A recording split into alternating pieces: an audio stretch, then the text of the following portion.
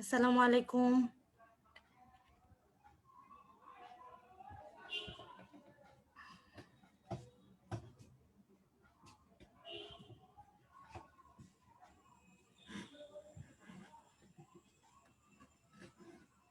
যারা যারা জয়েন করেছে আমাকে একটু কষ্ট করে জানাও যে অডিও আর ভিডিও ক্লিয়ার কিনা।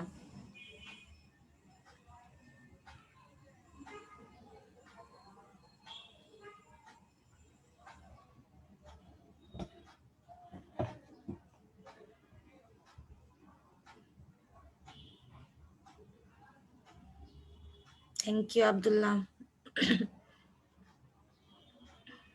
Thank you Yasir, thank you thank you thank you. Okay, আমি আগে একটা স্ক্রিন শেয়ার করে নিই, তারপর তোমাদেরকে একটা সুখবর দিব। ওকে ওকে, সবাই স্ক্রিনে দেখতে পাচ্ছ তাই না? দেখো স্ক্রিনে লেখা আছে কিন্তু কোষ বিভাজন, বাট তোমাদের একটা রুটিন দেওয়া ছিল না গতকাল, মানে এর আগে যখন রুটিন দেওয়া হয়েছে এই মাসে, ওখানে লেখা ছিল কোষ বিভাজন ও কোষ রসায়ন, তাই না? সবাই রুটিন দেখেছো নিশ্চয়ই।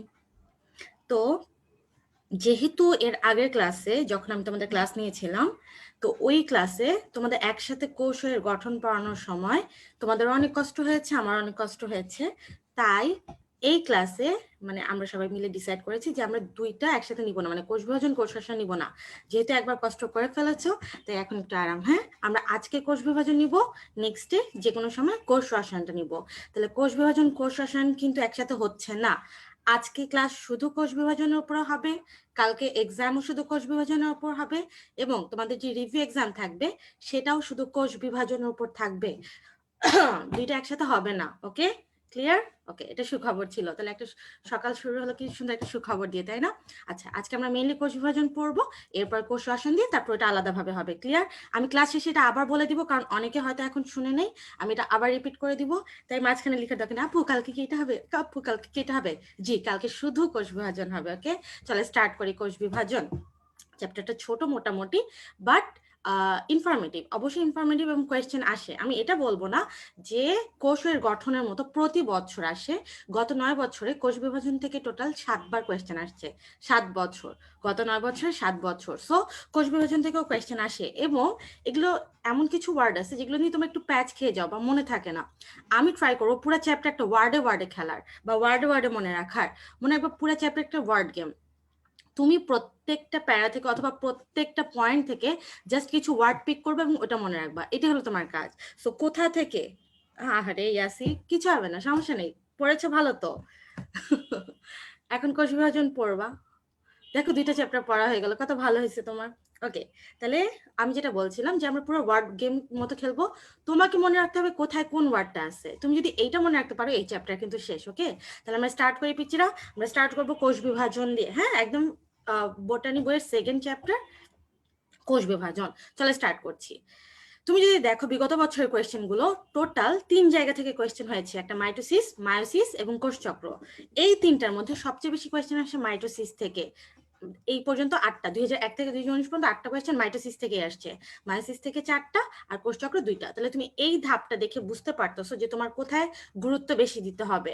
মাইটোসিস ভুল করা যাবেই না, দেন মিওসিস, এখান থেকে অনেক কোয়েশ্চেন হয়, কোয়েশ্চেন এখান থেকেই হয়। ওকে, তাহলে আমরা স্টার্ট করব কোষ বিভাজন। তার আগে গত ক্লাসে মানে কোষের গঠনে আমি এই ছবিটা দেখিয়েছিলাম, এবং আবার একবার ক্লিয়ার করার ট্রাই করব এই ছবিটা। দয়া করে একটু বুঝে না আবার, যদি গত ক্লাসে ক্লিয়ার না হয়, কারণ এই যে চ্যাপ্টারগুলো আমি পড়াই সবগুলো আসলে এই ছবিটার উপরে বেস করা। দেখো কিভাবে আমরা গত ক্লাসে ডিএনএ, জিন এগুলো পড়েছিলাম, আজকে আমরা পড়বো ক্রোমোজোম। সবগুলো কিভাবে আসতেছে, কিভাবে তৈরি হচ্ছে, সবকিছু এই চ্যাপ্টারে এই ছবিতে লেখা আছে। দেখো কিভাবে একটা ডিএনএ এর ভিতরে অনেকগুলো জিন থাকে, তোমরা সেদিন পড়েছো কোড কিভাবে হয়, এমআরএনএ কিভাবে ডিএনএ তে নিচ্ছে, অথবা ডিএনএ থেকে কিভাবে এমআরএনএ তে যাচ্ছে। এটা তোমরা সেদিন পড়েছো যে ডিএনএ এর ভেতরে জিন থাকে। একটা ডিএনএ একটা প্রোটিনকে, হিস্টোন প্রোটিনকে পেঁচায়।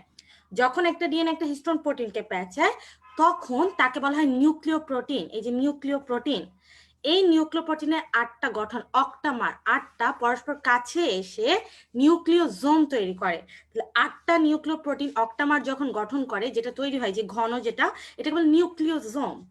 এই নিউক্লিওজোম গুলো তন্তু আকারে অনেক প্যাচে প্যাচে প্যাচে প্যাচে তন্তু আকারে থাকে। এই তন্তুগুলোকে বলে তখন ক্রোমাটিন তন্তু। পিছিয়ে তখন তাকে কি বলে? ক্রোমাটিন তন্তু।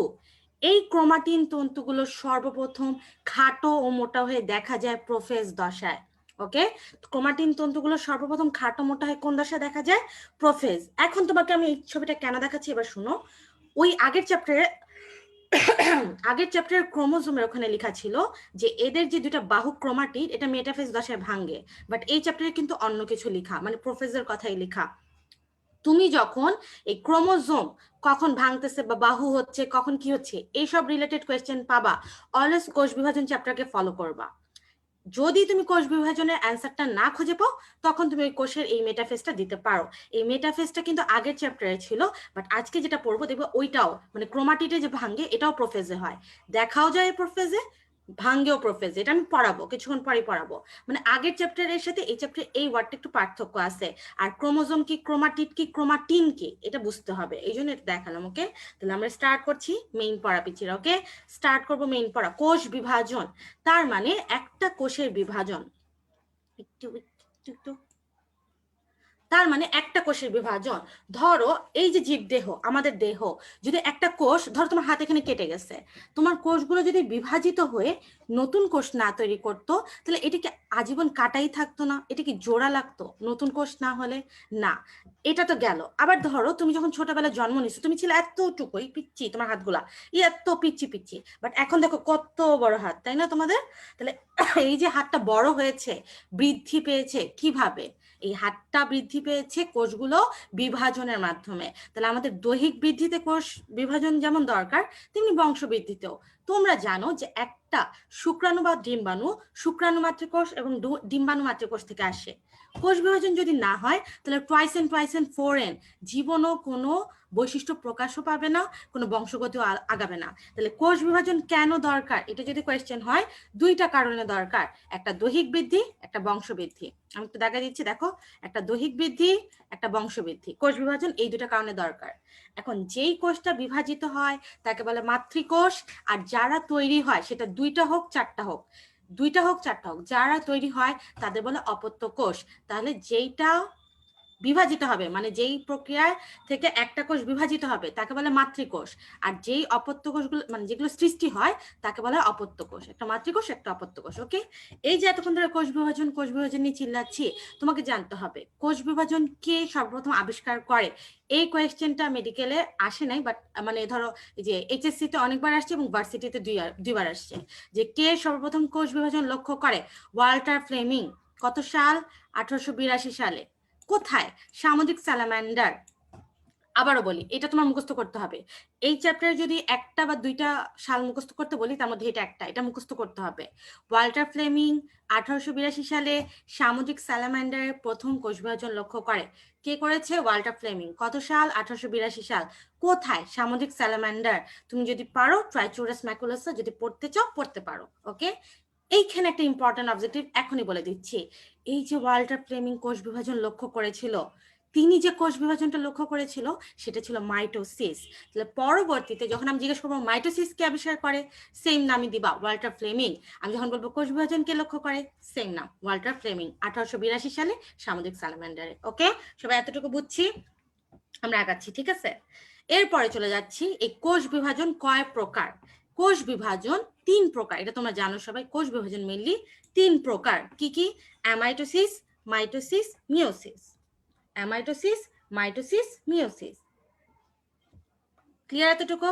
তাহলে আমরা প্রত্যেকটা বাংলা মানে ইংলিশ নাম জানি, কিন্তু অনেক সময় কোয়েশ্চেন ইংলিশ নাম না থেকে বাংলা নাম দিয়ে দেয়। যেমন অ্যামাইটোসিস দিয়ে কোয়েশ্চেন না হয়ে যাবে প্রত্যক্ষ কোষ বিভাজন, অথবা মাইটোসিস না হয়ে যাবে সমীকরণিক কোষ বিভাজন, অথবা মিওসিস না দিয়ে হ্রাসমূলক। অনেক কোয়েশ্চেন তুমি পাবা যেখানে মাইটোসিস না দিয়ে বলবে সমীকরণিক কোষ বিভাজনে কি হয়, অথবা সমীকরণিক কোষ বিভাজনে এই ধাপে কি হয়, অথবা এটা কিভাবে সমীকরণিক। তাহলে তোমাকে বাংলা নামটাও জানতে হবে। তাহলে অ্যামাইটোসিস মানে প্রত্যক্ষ, এগুলো প্রত্যেকটার গুরুত্ব আছে, কিভাবে বাংলাটা আসছে এটাও আমি তোমাদের সাথে আলোচনা করব। তাহলে অ্যামাইটোসিস মানে প্রত্যক্ষ, মাইটোসিস মানে সমীকরণিক, এবং মিওসিস মানে হ্রাসমূলক, হ্রাস পাবে। কি হ্রাস পাবে এটা আমরা পরে বলছি। তাহলে এই ওয়ার্ডগুলো তোমার জানতে হবে। ওকে, আমরা অবশ্যই স্টার্ট করবো অ্যামাইটোসিস দিয়ে। দেখো, অ্যামাইটোসিসের বাংলা নাম প্রত্যক্ষ। প্রত্যক্ষ মানে যেটা দেখা যায়, যেই কোষ বিভাজন তোমার চোখের সামনে, জাস্ট তোমার চোখের সামনে একটা কোষ ভেঙে দুইটা হয়ে যায়, তাকেই অ্যামাইটোসিস বলে। তাহলে আমরা অ্যামাইটোসিসটা দাগে দেখো, যেই কোষ বিভাজনে দেখো একটা মাতৃকোষ ভেঙে সরাসরি দুটা অপত্য কোষে বিভক্ত হয়, তাকে অ্যামাইটোসিস প্রক্রিয়া বলে। পিচিরা, এইখানে কোনো জটিল প্রক্রিয়া নাই, কোনো ধাপ নাই, কিচ্ছু নাই, নর্মালি একটা কোষ ভেঙে দুইটা হয়ে যায়। এখন এখানে তোমাদের যে কনফিউশন, তোমরা দেখবা তোমাদের লেটস প্র্যাকটিস বইয়ে এক জায়গায় লেখা ছিল যে অ্যামাইটোসিস প্রক্রিয়ায় কোনটা ভাঙে। এক জায়গায় অ্যান্সার দেওয়া ছিল সাইটোপ্লাজম, এক জায়গায় মাতৃকোষ। আরে বাবা, সাইটোপ্লাজম তো মাতৃকোষের ভেতরেই, মাতৃকোষে অ্যান্সার দিবা। মানে যদি তুমি আমাকে বলো অ্যান্সার কি, অবশ্যই মাতৃকোষ। সাইটোপ্লাজম নিউক্লিয়াস দুটোই মাতৃকোষের ভেতরে, ঠিক আছে? তাহলে অ্যান্সার দিবা মাতৃকোষ। অ্যামাইটোসিস প্রক্রিয়া কোনটা ভাঙে? মাতৃকোষ ভেঙে দুইটা অপত্য কোষ হয়, যেটা তৈরি হয় তাকে বলা হয় অ্যামাইটোসিস বা প্রত্যক্ষ কোষ বিভাজন। ক্লিয়ার? এখান থেকে আর কিছু পড়ার দরকার নেই এক্সেপ্ট এইটা। তুমি যদি দেখো কোষগুলো ভাঙার সময় কোষগুলো এরকম করে ভেতরে ঢুকে যাচ্ছে, দেখছো? ঢুকে নতুন একটা যে কোষ তৈরি হয়, এটা আকৃতিটা দেখো অনেকটা কেমন। যারা জিম করে তারা ভালো মতো জানবা, ডাম্বেল, ওই যে ডাম্বেল উঠাও না, ওই ডাম্বেল আকৃতি, আমি ছবি দেখাবো। তাহলে এইটা আজিবুর স্যারের বই আছে, এই বইয়ে নাই, যে অ্যামাইটোসিস প্রক্রিয়া মানে কোষ বিভাজিত হয়ে যে দুটা নতুন কোষ তৈরি হয়, সেগুলোর আকৃতি কি রূপ? অ্যান্সার দিবা ডাম্বেল আকৃতি। ওকে, চলে যাচ্ছি এই টপিক থেকে। আর কি পড়বা? তাহলে তুমি সংজ্ঞা পড়লা, তুমি দেখলা যে কোষ যেটা উৎপন্ন হয়েছে এটা কি আকৃতির, এরপর তুমি এটার উদাহরণগুলো পড়বা। অ্যামাইটোসিস টোটাল 3 জায়গা হয় পিচিরা, টোটাল 3টা মানে তোমাদের কোষ বিভাজন আছে, অ্যামাইটোসিস, মাইটোসিস, মিওসিস। এই 3টার মধ্যে যদি তুমি 2টার এক্সাম্পল মুখস্থ করো, তাহলে আরেকটা কি পড়ার দরকার আছে? কোনো দরকার নাই। তাহলে তুমি 3টার মধ্যে যে কোনো 2টা পড়বা, তাহলে দেখবা আরেকটা এমনি পারবা। ওকে, আমরা অবশ্যই অ্যামাইটোসিস পড়বো, আর সাথে আমরা মিওসিস পড়বো, কিছুক্ষণ পরে পড়াই দিব। তাহলে তুমি যদি এই 2টা এক্সাম্পল জানো, বাদ বাকি সব কার? মাইটোসিসের না? ক্লিয়ার এতটুকু? তাহলে অ্যামাইটোসিসের এক্সাম্পল খেয়াল করো, ইস্ট, অ্যামিবা, এবং দেখো ব্যাকটেরিয়ার যে দ্বিবিভাজন হয় সেটাও অ্যামাইটোসিসের মতো। তাহলে তোমরা এটা মনে রাখতে পারো, বেদে, BAY। এটা আমি কিছুক্ষণ পর যদিও দেখাবো, তাও এখানে লিখে দিচ্ছি বে। ওই যে সারাদিন বে বে বে বে করো না, এই যে বে, এটা বে অফ বেঙ্গল, এটা বেঙ্গলকে বলতেছে বে, BAY। বিতে ব্যাকটেরিয়া, এতে অ্যামিবা, ওয়াইতে ইস্ট। তাহলে অ্যামাইটোসিস কোষ বিভাজন কাদের হয় পিচিরা? Bacteria, amoeba, east. দাগা রাখো বে, ব্যাকটেরিয়া, অ্যামিবা, ইস্ট, BAY। এটা মনে রাখতে হবে যে অ্যামাইটোসিস কোথায় হয়। যেহেতু 3টা অপশন দেয়া আছে BAY, তাহলে একটা অপশন যদি বানায় দেয় যে নিচের কোথায় অ্যামাইটোসিস দেখা যায় না, তাহলে তোমাকে পারতে হবে এই 3টা বাদে যেটা। ওকে, এছাড়া এখানে একটা লাইন আছে যে এর পরবর্তীতে যে জটিল ও উন্নত কোষ বিভাজন উৎপত্তি হয়েছে এই অ্যামাইটোসিস থেকে, এটা কে বলেছে? স্ট্রাসবুর্জার বা স্ট্রাসবার্গার, যেটা তুমি মনে রাখতে চাও। তাহলে অ্যামাইটোসিস থেকে কি কি পড়লাম আমি একবার রিক্যাপিচুলেট করি এক লাইনে। মাতৃকোষের সাইটোপ্লাজম নিউক্লিয়াস তোমার চোখের সামনে কোনো জটিল প্রক্রিয়া ছাড়া ভেঙে 2টা অপত্য কোষ হয়। এই অপত্য কোষগুলো কি আকৃতির? ডাম্বেল আকৃতির। কোথায় কোথায় দেখা যায়? বেতে, বি দিয়ে ব্যাকটেরিয়া, এতে অ্যামিবা, আর ওয়াই দিয়ে ইস্ট। বেতে দেখা যায় এই অ্যামাইটোসিস, আর এখান থেকে পরবর্তীতে জটিল কোষ বিভাজন শুরু হয়েছে, এটা বলেছে স্ট্রাসবার্গার। তোমরা কি আমার কথা বুঝতে পারছো? একটু জানাও তো। তাহলে আমরা অ্যামাইটোসিস শেষ করলাম, এরপর আমরা আগাবো, তোমরা খালি আমাকে একটু জানাও, বুঝা যাচ্ছে?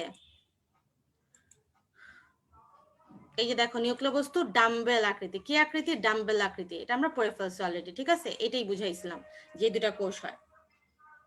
আমরা কোষ বিভাজনের স্থান পড়বো, তার আগে কারো কোনো সমস্যা আছে এই পর্যন্ত? সবাই বুঝছি? ওকে, গুড, ভেরি গুড। তাহলে আমরা আগাচ্ছি, ঠিক আছে? চলে আছি এরপর। এই যে মাত্র বললাম যে আমরা পড়বো যে কোথায় মানে কোন বিভাজন কোথায় হয়, 3টে এক্সাম্পল দেয়া, আমরা 2টা পড়বো, 2টা পড়লে আরেকটা আমরা পারবো। তাহলে তুমি যদি একটু খেয়াল করো, এখান থেকে অ্যামাইটোসিস অলরেডি আমরা পড়ে ফেলছি, BAY। খেয়াল করো, ব্যাকটেরিয়া, অ্যামিবা, ইস্ট। আজিবুর স্যারে এক্সট্রা নীলাভ সবুজ শৈবাল দেওয়া আছে, নীলাভ সবুজ শৈবাল, এটা আজিবুর স্যারে এক্সট্রা দেওয়া আছে, সো তুমি এটাও পড়ে ফেলবা। তাহলে তুমি জানো বে এটাতে হয়, এছাড়া নীলাভ সবুজ শৈবালেও হয়। ক্লিয়ার এতটুকু? এটা একটু জেনে রাখা ভালো। দেখো এখানে যদি তুমি খেয়াল করো অনেকগুলো এক্সাম্পল, মাইটোসিস অনেকগুলা, এতগুলো এক্সাম্পল না পড়ে মিওসিস যদি খেয়াল করো অনলি 2টা এক্সাম্পল আছে, তাহলে মিওসিস পড়া ভালো না? তাহলে আমরা মিওসিস পড়বো।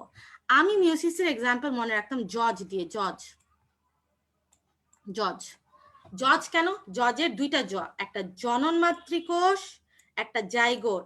তাহলে মিওসিস হয় 2 জায়গায়, জনন মাতৃকোষ, জাইগোট। মিওসিস হয় 2 জায়গায়, জনন মাতৃকোষ, জাইগোট। এখন জনন মাতৃকোষ উচ্চ শ্রেণীর জীবে হয় এবং নিষেকের পূর্বে হয়, এগুলো আমরা পড়বো। আর যেটা জাইগোট এটা নিম্ন শ্রেণীর জীব, যেমন ওই যে ফার্ন, তারপরে কিছু শৈবাল থাকে, ওদের দেহে হয় এবং নিষেকের পরে হয়। ঠিক আছে, জাইগোটটা নিষেকের পরে আর জনন মাতৃকোষ নিষেকের পূর্বে। এটাও আমি তোমাদের বুঝাই দিব, সমস্যা নাই। তুমি জাস্ট মনে রাখবা মিওসিস হয় দুই জায়গায়, কোথাও না, জাস্ট দুই জায়গায়। জনন মাতৃকোষ জাইগোট, আর অ্যামাইটোসিস হয় 3 জায়গায় ব্রেড। তাহলে তুমি অ্যামাইটোসিস জানো, তুমি এখন মিওসিসও জানো, তাহলে বাদ বাকি সব মাইটোসিস পড়ার দরকার নাই। তাও একবার রিডিং দিবা, তুমি দেখে রাখলা, বাট মুখস্থ করবা অ্যামাইটোসিস এবং মিওসিস। ওকে, তাহলে আমরা আগাচ্ছি পিছনে, চলে যাচ্ছি এরপর। এরপরে আমরা শুরু করবো মেইনলি এইসব পড়া। এই যে আমরা অ্যামাইটোসিস শেষ করেছি, আছে এখন মাইটোসিস মিওসিস। এই মাইটোসিস প্রক্রিয়া পড়ার আগে তোমাকে জানতে হবে মাইটোসিস প্রক্রিয়া কোষ যে বিভাজিত হয় তার আগে কোষ কিছু প্রিপারেশন নেয়, প্রিপারেটরি ফেজ থাকে। এই যে কোষ প্রিপারেশন নিয়ে ফুলে ফেপে উঠবে, তারপর ধরো নতুন নতুন জিনিস তৈরি করবে এবং এই শক্তি তৈরি করবে যেন তারা কোষ বিভাজন করতে পারে, এই পুরো প্রিপারেটরি ফেজটাকেই বলা হয় ইন্টারফেজ। এই যে এখান থেকে এই পর্যন্ত পুরো প্রিপারেটরি ফেজটাকে বলে ইন্টারফেজ বা প্রস্তুতি পর্যায়। এই ইন্টারফেজ এবং কোষ বিভাজন মানে এম ফেজ, এই দুটো মিলে তৈরি হয় কোষ চক্র। তাহলে কোষ চক্রটা কি? স্বাভাবিক নর্মালি যে জিনিসটা গড়বে তাকে ভাঙতেই হবে কোনো না কোনো সময়, আবার গড়বে আবার ভাঙবে, আবার গড়বে আবার ভাঙবে। তাহলে একটা কোষ ফার্স্টে তৈরি হবে, ভেঙে যাবে, তৈরি হবে, ভেঙে যাবে, মানে তৈরি হয়ে বৃদ্ধি পেয়ে ভাঙে। এই যে চক্রটা, এই চক্রটাকে বলে কোষ চক্র। দুজন বিজ্ঞানী হাওয়ার্ড এবং পেল্ক তারা প্রথম এই কোষ চক্র প্রস্তাব করে। তারা দেখেছে কোষ ভাঙার জন্য যতটুকু টাইম নেয়, তুমি আমাকে বলো। হ্যাঁ আমি বলছি, আমি এখনো কিছু বলিনি, আমি স্লোলি কথা বলছি, আমার অনেক ঠান্ডা লাগছে, আমার অনেক গলা ব্যথা, তারপর আমি ক্লাসটা নিচ্ছি এইভাবেই, এই জন্য স্লোলি বলছি, মেবি আমি জানি না। ওকে আমি আবার বলছি, সমস্যা নেই, যেটা বলছিলাম। তাহলে মাইটোসিস পড়ার আগে তোমাকে জানতে হবে মাইটোসিসের আগে কোষটা কিছু প্রস্তুতি নেয়। এই প্রস্তুতিটা মানে প্রস্তুতি ফেজটা কি বলে? ইন্টারফেজ। এই ইন্টারফেজে কি হয়? কোষ তৈরি হয়, বৃদ্ধি পায়, আর এম ফেজে গিয়ে ভেঙে যায়, তৈরি হয়, বৃদ্ধি পায়, ভেঙে যায়। এই যে একটা চক্র, এটাকে কোষ চক্র বলে। এখন আমাকে বলো, একটা জিনিস ভাঙতে যত টাইম লাগে, মানে ভাঙতে যত টাইম লাগবে গড়তে কি তত টাইম লাগবে? না, একটা জিনিস গড়তে অনেক টাইম লাগে, বাট একটা ধাক্কা দাও, পড়ে গেল, ভেঙে গেল। ধরো একটা মাটির জিনিসই, তাকে মানে গড়তে অনেক টাইম নিতে হয় না, বাট তাকে একটা ধাক্কা দাও, উপর থেকে ফেলে দাও, দেখবো এটা পড়ে গিয়ে ভেঙে যাবে। তাহলে ভাঙতে খুবই কম টাইম লাগে, বাট গড়তে কিন্তু অনেক টাইম লাগে, তাই না? তাহলে এই যে মাইটোসিস ফেজ, এই ফেজটা হতে খুবই কম টাইম লাগে, মানে বিভাজন হতে খুবই কম টাইম লাগে, মাত্র 5 থেকে 10। বাট বিভাজন হওয়ার আগে এই যে ফেজটা প্রস্তুতি পর্যায়, এটাতে অনেক টাইম লাগে, 90 থেকে 95% টাইম। ওকে, তাহলে দেখো এই যে ইন্টারফেজ বা প্রস্তুতি পর্যায়, এটাকে 3 ভাগে ভাগ করেছে। G1 মানে গ্যাপ 1, S মানে সিনথেসিস, G2 মানে গ্যাপ 2। তাহলে ইন্টারফেসকে 3 ভাগে ভাগ করা যায়, G1 S G2, gap, synthesis, gap. Okay, আর লাস্ট হলো মাইটোসিস, যেটাকে আবার 2 ভাগে ভাগ করা যায়, আমরা পড়বো। এতটুকু ক্লিয়ার? তাহলে আমরা কি কি পড়লাম এটা একটু দেখাই। দেখো এই যে বইয়ে চলে আসছি, আমরা এখন পড়ছি মাইটোসিস। দেখো এটা দাগাইছি যে কোষ সৃষ্টি, বৃদ্ধি, বিভাজন, এই 3টা চক্র আকারে চলে, এটাকে বলে কোষ চক্র। এটা ফিজিক্সের থিওরি হওয়া উচিত, বলেছি আমি। দেখো আমি যেটা বলছিলাম সেটা এখন আমি বইয়ে দাগাই দিই, দেখবো তোমার আর ভুল হবে না। তাহলে ফার্স্টে কোষ সৃষ্টি পায়, তারপরে বৃদ্ধি হয়, তারপরে ভেঙে যায়, এটা কোষ চক্র। কে দিয়েছে? বিজ্ঞানী হাওয়ার্ড ও পেল্ক, এটা দাগায় রাখতে হবে। বিজ্ঞানী হাওয়ার্ড ও পেল্ক এটা প্রথম আবিষ্কার করেছে বা এটার প্রস্তাবনা দিয়েছে। চলে আছি এরপর নিচে, দেখো পিচিরা, যে কোষ চক্র প্রধান 2টি ধাপে বিভক্ত, 2টি প্রধান ধাপে। অলরেডি বলেছি কি কি, একটা হলো এম ফেজ, একটা হলো ইন্টারফেজ, তাই না? এবার এই ছবিটা খেয়াল করো, এই যে ইন্টারফেজ বা প্রস্তুতি পর্যায়, এটা টাইম কতক্ষণ লাগে? 90 থেকে 95%। দেখো এটা এটা অনেক বড়, এটা পুরাটা। আর এই যে মাইটোসিস, মাত্র 5 থেকে 10। তাহলে মাইটোসিস মানে ভাঙতে মাত্র 5 থেকে 10 ভাগ টাইম লাগে, আর ইন্টারফেজ মানে গড়তে 90 থেকে 95% টাইম লাগে। ক্লিয়ার এতটুকু? অলরেডি বলেছি যে ইন্টারফেজকে 3টা দশায় ভাগ করা যায়, এই যে G1, এই যে S এবং G2, G1 S G2, এই টাইমগুলো লাগবে। আমরা তো জানি 90 থেকে 95, কিন্তু কোনটাতে কত লাগে এটা তোমার মুখস্থ করতে হবে। তাহলে আসো আমি বলে দিই আমি কিভাবে মুখস্থ করতাম। G1 S G2, তুমি যদি সিকোয়েন্সটা দেখো 30 40 30 50 10 20, তাহলে তুমি, হ্যাঁ আমি জুম করি, সরি দুঃখিত, আমি একটু জুম করে দিচ্ছি। হ্যাঁ একটু দাঁড়াও, করে দিচ্ছি। ঠিক আছে, তাহলে আমি যেটা বলছিলাম যে ইন্টারফেস দশাকে 3 ভাগে ভাগ করে, G1 S G2। তাহলে আমরা বলেছি এটা কিভাবে পড়তে হবে, এটার টাইমগুলো পড়তে হবে। আমি এখান থেকে এই যে G1 S, এই যে G1 S G2, এখান থেকে টাইমগুলো পড়তে হবে। দেখো টাইমগুলো কিভাবে পড়বা, আমি কিভাবে পড়তাম ওটা বলছিলাম। 30-40, 30-50, 10-20। দেখো 30-40, 30-50, 10-20। একবার বলো 30-40, 30-50, 10-20। মনে একবার সিনথেসিস মানে তৈরি করতে সবচেয়ে বেশি টাইম লাগে, ওই জন্য ওখানে 30 থেকে 50। তাহলে 30-40, 30-50, 10-20, G1 S G2। ক্লিয়ার? এই তিনটা ধাপ নিয়ে ইন্টারফেস গঠিত হয়। এই তিনটা নিয়ে কি তৈরি হয়? ইন্টারফেস। বুঝছি? চলাচ্ছি এরপর পিকচার এদিকে যদি যাও, এখানে লেখা আছে যে এই পুরো কোষ চক্রটা একটা জেনেটিক প্রোগ্রাম দ্বারা নিয়ন্ত্রিত হয়, এবং এই জেনেটিক প্রোগ্রামের পুরো কোষ চক্রের একটা জেনেটিক প্রোগ্রাম দিয়ে নিহত হয়, এবং এই জেনেটিক প্রোগ্রামের কতগুলো উদ্দীপক বা প্রভাবক থাকে, এইটা ইম্পর্টেন্ট। সবাই একটু দেখো, এই যে উদ্দীপক বা প্রভাবক, অভ্যন্তরীণ একটা থাকে, বাহ্যিক থাকে কিছু। অভ্যন্তরীণ কিছু, বাহ্যিক কিছু। মনে রাখবা অভ্যন্তরীণ প্রভাবকটাই মেইন। কোষ চক্র তো হয় ভেতরে, কোষের ভেতরে, তাহলে সেটা মেইন না?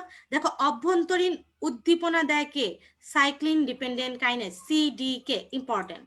তাহলে কোষ চক্রের কিছু উদ্দীপনা থাকে, যার মধ্যে অভ্যন্তরীণ একটা, বাহ্যিক কতগুলা। অভ্যন্তরীণটা দেয় কে? সিডিকে, সাইক্লিন ডিপেন্ডেন্ট কাইনেজ। আর বাহ্যিকটা দেয় বিভিন্ন হরমোন ও গ্রোথ ফ্যাক্টর। এই গ্রোথ ফ্যাক্টর অনুচক্রিকা অথবা ডাব্লিউবিসি, শ্বেত রক্তকণিকা তৈরি করতে সাহায্য করে। এই যে শ্বেত রক্তকণিকার অনুচক্রিকা এই গ্রোথ ফ্যাক্টর গুলোকে তৈরি করে। আর এই যে হরমোনের মধ্যে একটা এক্সাম্পল দেয়া ইরাইথ্রোপোয়েটিন। ইরাইথ্রোপোয়েটিন কিডনি তৈরি করে, কিন্তু ইরাইথ্রোপোয়েটিন কাজ করে বোন ম্যারোতে গিয়ে যে ইরাইথ্রোপোয়েসিস করে। এই কোয়েশ্চেনটা দেয় যে ইরাইথ্রোপোয়েটিন কে তৈরি করে, এবং তোমরা খুব খুব আগ্রহ নিয়ে দাগাও বোন ম্যারো, হবে না। তৈরি করে যদি কোয়েশ্চেন আসে, অবশ্যই তোমাকে অ্যান্সার করতে হবে কিডনি তৈরি করে। বৃক্ক থেকে তৈরি হয়, তৈরি হওয়ার পর সে রক্তের মাধ্যমে বোন ম্যারোতে যায়, ওইখানে গিয়ে কাজ করে, ইরাইথ্রোপোয়েসিস করে। বাট তৈরি করে কিডনি, কাজ হয় বোন ম্যারোতে। আমি আবারও বলি, এই পুরো একটা জেনেটিক্যাল প্রোগ্রাম, যেটার অভ্যন্তরীণ উদ্দীপনা দেয় সিডিকে, বাহ্যিক উদ্দীপনা দেয় হরমোন ও গ্রোথ ফ্যাক্টর। হরমোনের মধ্যে একটা এক্সাম্পল দিছি ইরাইথ্রোপোয়েটিন, আর গ্রোথ ফ্যাক্টর গুলো আসে শ্বেত রক্তকণিকা অনুচক্রিকা থেকে। এটা পড়বা, ঠিক আছে? তাহলে তোমাকে যদি কোয়েশ্চেন দেয় অভ্যন্তরীণ কে দিচ্ছে, অথবা বাহ্যিক কে দিচ্ছে, অথবা অথবা এই ইরাথ্রোপোয়েটিন কে তৈরি করতেছে, এগুলো কিন্তু পারতে হবে। ওকে, চলে যাবো আমরা ইন্টারফেস পর্বে, মানে ভেতরে কি হচ্ছে এবার এটা পড়বো। তাহলে উদ্দীপনা কে কে দিচ্ছে এটা শেষ। হ্যাঁ, তাহলে কোষ চক্র পড়ার মানে কোষ বিভাজন পড়ার আগে কোষ চক্রের প্রস্তুতি পর্যায়টা নিয়ে আমরা একটু পড়ি। একটু জুম আউট করছি। ওকে, ইন্টারফেস। দেখো ইন্টারফেসে কি হয়, আমি জাস্ট একটু ছবি দেখাই, এখানে তুমি একটু দেখে রাখো, এরপর আমরা আগাবো। যেমন দেখতে পাচ্ছ এখানে দুইটা সেন্ট্রিওল মানে একটা সেন্ট্রোজোম আছে, দেখতে পাচ্ছি।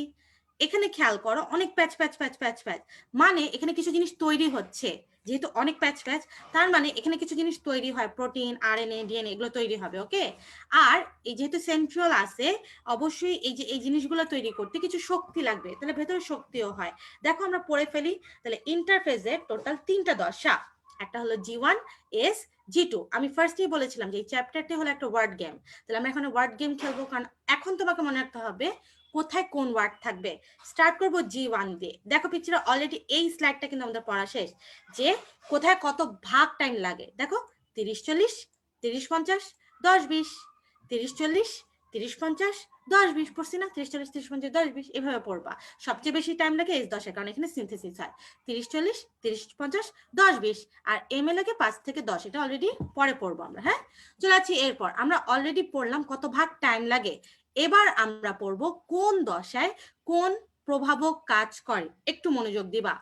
যখন G1 দশায় থাকে, 30-40 পড়ে ফেলছি, এই G1 দশা থেকে S দশায় উদ্দীপনা দিচ্ছে কে?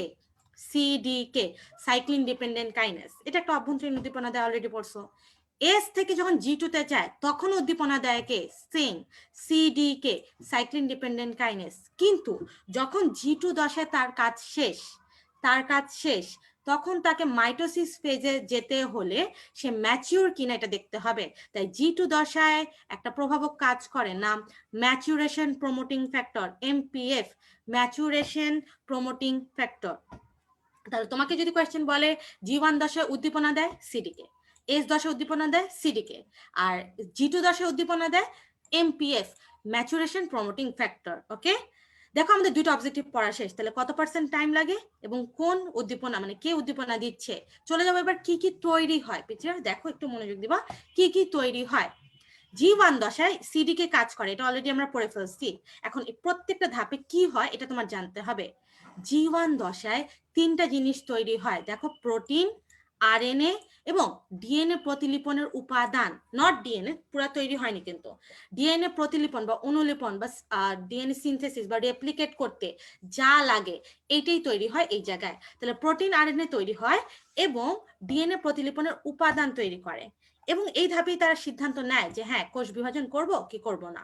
ওকে, এস দশায় মানে সিনথেসিসে ডিএনএ প্রতিলিপন হয়। ডিএনএ প্রতিলিপন মানে অনুলিপন মানে রেপ্লিকেশন, তার মানে এস দশায় ডিএনএ তৈরি হয়। আর G1 শুধু আরএনএ প্রোটিন তৈরি হয়েছিল, মাথায় রাখবা। ওকে, আর G2 দশায় ATM তৈরি হয়। এ দিয়ে এটিপি, টি দিয়ে টু সেন্ট্রোজোম বা টু সেন্ট্রিওল বা সেন্ট্রোজোম, আর এম দিয়ে মাইক্রোটিবিউলস। আমি এটা দেখাবো, কিছুক্ষণ পরেই দেখাবো। ATP, two centrosome, microtubules. তাহলে G1 তৈরি হচ্ছে কে কে, আরএনএ প্রোটিন এবং ডিএনএ মানে প্রতিলিপনের জন্য উপাদান তৈরি করে। এস দশায় ডিএনএ প্রতিলিপন হয়। এইটা কিন্তু আমরা কি বলে এটাকে বংশগতি পড়ার সময় দাগিয়েছিলাম যে অর্ধ সংরক্ষণশীল প্রক্রিয়ায় কোন ধাপে হয়, এস ধাপে, তোমাদের মনে আছে? আই গেস তোমাদের মনে আছে। এবং আমি বলেছিলাম যেটা আমি কোষ বিভাজন চ্যাপ্টারে পড়াবো, এই যে এস দশায় ডিএনএ প্রতিলিপন কোন পদ্ধতি, যে অর্ধ সংরক্ষণশীল পদ্ধতিতে দেখা যায়। ক্লিয়ার? এটা কিন্তু ইম্পর্টেন্ট। আর G2 তে তিনটা জিনিস উৎপন্ন হয়, এটিপি, টু সেন্ট্রোজোম, মাইক্রোটিবিউলস। চলো এবার আমরা বইয়ে দাগায় ফেলি, দেখবা ক্লিয়ার হয়ে যাবে। চলে যাচ্ছি ইন্টারফেজের এই দশায়। দেখো ইন্টারফেজে তিনটা দশা থাকে, G1, S, G2, অলরেডি বলেছি। তার মধ্যে G1 কি কি পড়ছি দেখো। এখানকার মানে পুরা জিনিসগুলো কি বলে, G1 নিয়ন্ত্রণ করে সিডিকে, সাইক্লিন ডিপেন্ডেন্ট কাইনেস, পড়ে ফেলছি। এটা টাইম পড়েছি 30 থেকে 40% পড়েছি। এখানে কি কি হয়, প্রোটিন, আরএনএ এবং ডিএনএ রেপ্লিকেশনের উপাদান তৈরি হয়। শেষ। G1 এগুলোই পড়বা, আর কিছু না। চলে যাচ্ছি এস। এস মানে সিনথেসিস, সবচেয়ে বেশি টাইম 30 থেকে 50। যদি বলে এটাতেও কাজ করে, সিডিকেই করে। ওকে, আর এই ধাপে কি হয় খেয়াল করো, ডিএনএ রেপ্লিকেশন সম্পন্ন হয়। ইম্পর্টেন্ট। G2 তে আসো। G2 হলো আমি বলছি এটিএম তৈরি হয়। এ দিয়ে এটিপি, এই যে এটিপি, টি দিয়ে টু সেন্ট্রোজোম, এই যে উপরেরটাই এটিপির উপরের ওয়ার্ড টু সেন্ট্রোজোম, আর এম দিয়ে এই সেন্ট্রোজোম পরে মাইক্রোটিবিউলস তৈরি করে। এটিএম, এটিপি বলতেছি। তাহলে এটিপি হলো, টু সেন্ট্রোজোম হলো, মাইক্রোটিবিউলস হলো। কোন ফ্যাক্টর কাজ করে, ম্যাচুরেশন প্রমোটিং ফ্যাক্টর। টাইম কত, 10 থেকে 20। এই যেটা লাস্ট টাইম দেখো G1 থেকে S অথবা S থেকে G2 সব জায়গায় কাজ করে সিডিকে। ক্লিয়ার? তাহলে আমরা জাস্ট এই ওয়ার্ডগুলো পড়বো। আমি আবারও রিক্যাপিচুলেট করতেছি এখানে 30-40, 30-50, 10-20।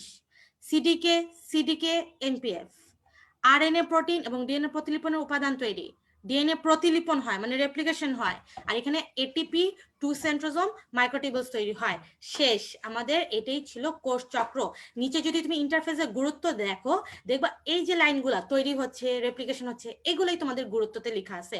সো এটা পড়ার দরকার নেই, পড়লেও রিডিং দিতে পারো, ইম্পর্টেন্ট না। ইন্টারফেসের গুরুত্ব পড়ার দরকার নেই। এই যে এটিএম মানে তাহলে কি কি আবারও দেখাচ্ছি, এটিপি তৈরি করে, টু সেন্ট্রোজোম, মাইক্রোটিবিউলস। এটিপি তৈরি করে, টু সেন্ট্রোজোম এবং মাইক্রোটিবিউলস তৈরি করে। ক্লিয়ার? ভুল করবা না, দয়া করে ভুল করবা না। আমরা এবার চলে যাব আমাদের ইন্টারফেজের মানে ইন্টারফেস দশাটা শেষ। তাহলে আমরা কোষ চক্র শেষ করব কিভাবে, মাইটোসিস দিয়ে। আমরা এরপরে মাইটোসিস পড়ব। তার আগে এতক্ষণ যা যা পড়ালাম, কারো কোনো প্রবলেম আছে, কিছু বুঝুন, এরকম কিছু আছে? তাহলে আমি একটু আলোচনা করে তারপর আবার মাইটোসিসে যাব। মাইটোসিস খুবই ইম্পর্টেন্ট, সো ওইটাতে একটু মনোযোগ হারানো যাবে না, ঠিক আছে? কারো কোনো সমস্যা পিচ্ছিরা, কারো কোনো প্রবলেম থাকলে আমাকে জানাও।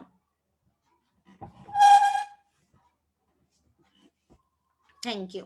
ওকে, প্রবলেম নেই। থ্যাংক ইউ সো মাচ সবাইকে। Okay, very good. তাহলে আমরা এখন চলে যাব মাইটোসিস। মাইটোসিস মানে সমীকরণিক।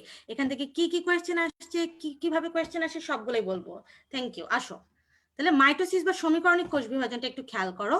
ফার্স্টে তোমাকে জানতে হবে এইটার নাম সমীকরণিক কেন। যেমন অ্যামাইটোসিস প্রত্যক্ষ ছিল, তোমরা জানো। ওকে, তাহলে সমীকরণিক কেন এবার শুনো। মাইটোসিস কোষ বিভাজনে কয়টা, মানে একটা মাতৃকোষ ভেঙে কয়টা হয়? দুটা, এটা সবাই জানি।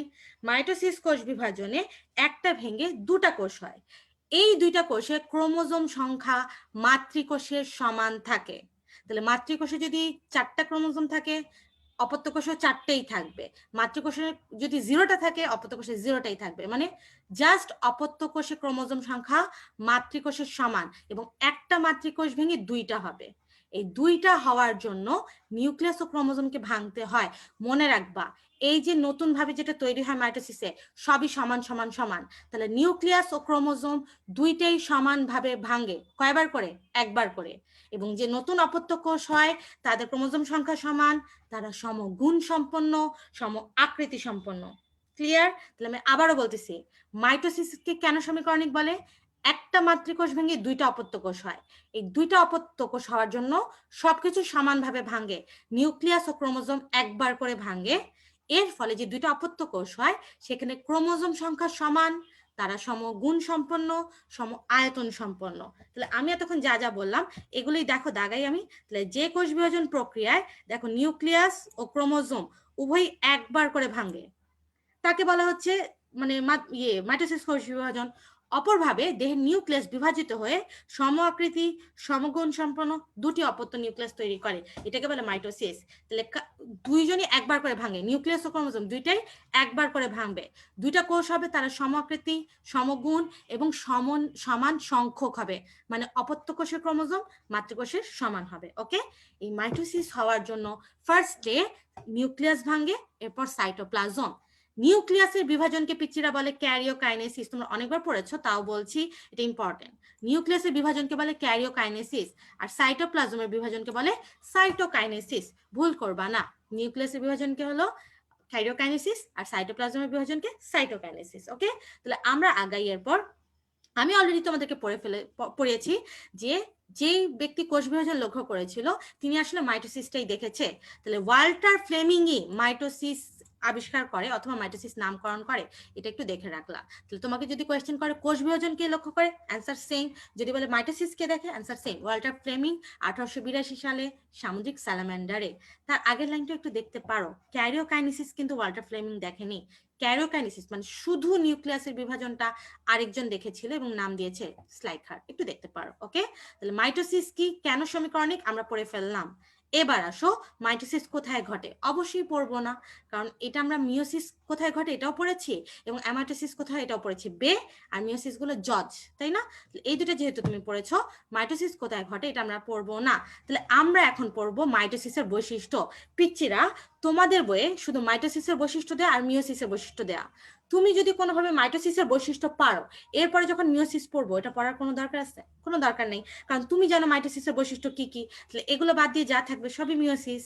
তোমরা সবাই মাইটোসিসের বৈশিষ্ট্যের পাশে দয়া করে কষ্ট করে এই ওয়ার্ডটা লিখে ফেলো, সমান।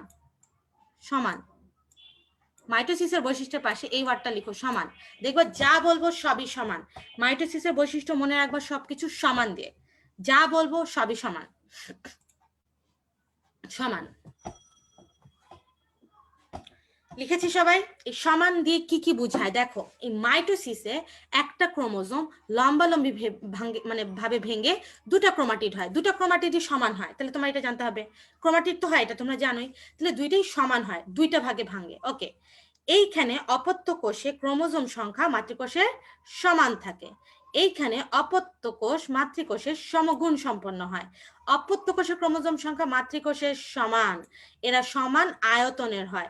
তাহলে তুমি জানো মাইটোসিস মানে সমান সমান সমান সমান, যা কিছু পড়বা দেখো সবই সমান। দুইটা ক্রোমাটিড হয়, অপত্য কোষের ক্রোমোজোম সংখ্যা সমান, তারা সমগুণ সম্পন্ন, সম আয়তন সম্পন্ন। তাহলে যেখানেই সমান সেটাই মাইটোসিস। তাহলে মাইটোসিসের বৈশিষ্ট্য আমরা মনে রাখবো। তাহলে এর বাদ বাকি সব বৈশিষ্ট্য কার? মিওসিস, পড়ার দরকার নাই। চলো আমরা আগাচ্ছি। এম ফেজ বা মাইটোসিস। আচ্ছা, এই পোর্শনটা কিন্তু ওই যে কোষচক্র শুরু করার আগে ছিল এই মাইটোসিস।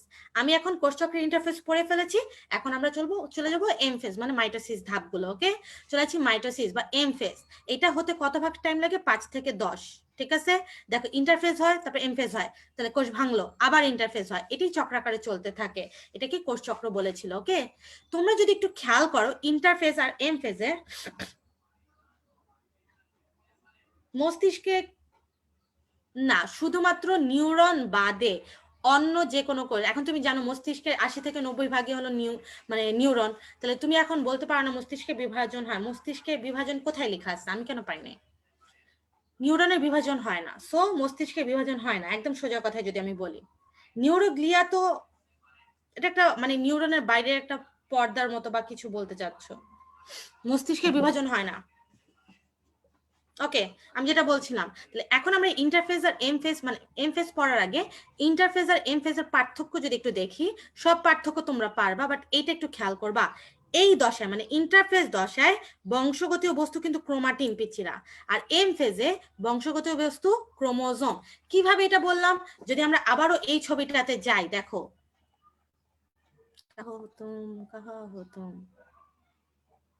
পিচ্ছিরা, আমি আবার একটু আগের ছবিতে যাচ্ছি।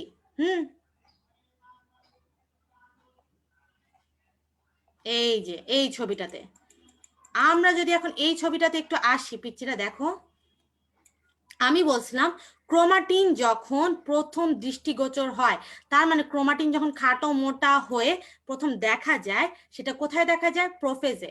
প্রোফেজে প্রথম ক্রোমোজোম দেখা যায়, এর আগে যা থাকে সবই কিন্তু ক্রোমাটিন। ঠিক আছে, তাহলে এর আগে যা থাকে মানে এই যে ক্রোমাটিন, এটা ইন্টারফেস দশায় থাকে। প্রোফেজ দশায় মানে মাইটোসিসে প্রথম ক্রোমোজোম দেখা যায়, তাহলে অবশ্যই ইন্টারফেজের কি বলে এটাকে, নিউক্লিয় বস্তু অবশ্যই ক্রোমোজোম হবে না, কি হবে? ক্রোমাটিন, যেটা আমি পড়াতে চাচ্ছিলাম। দেখি একটু,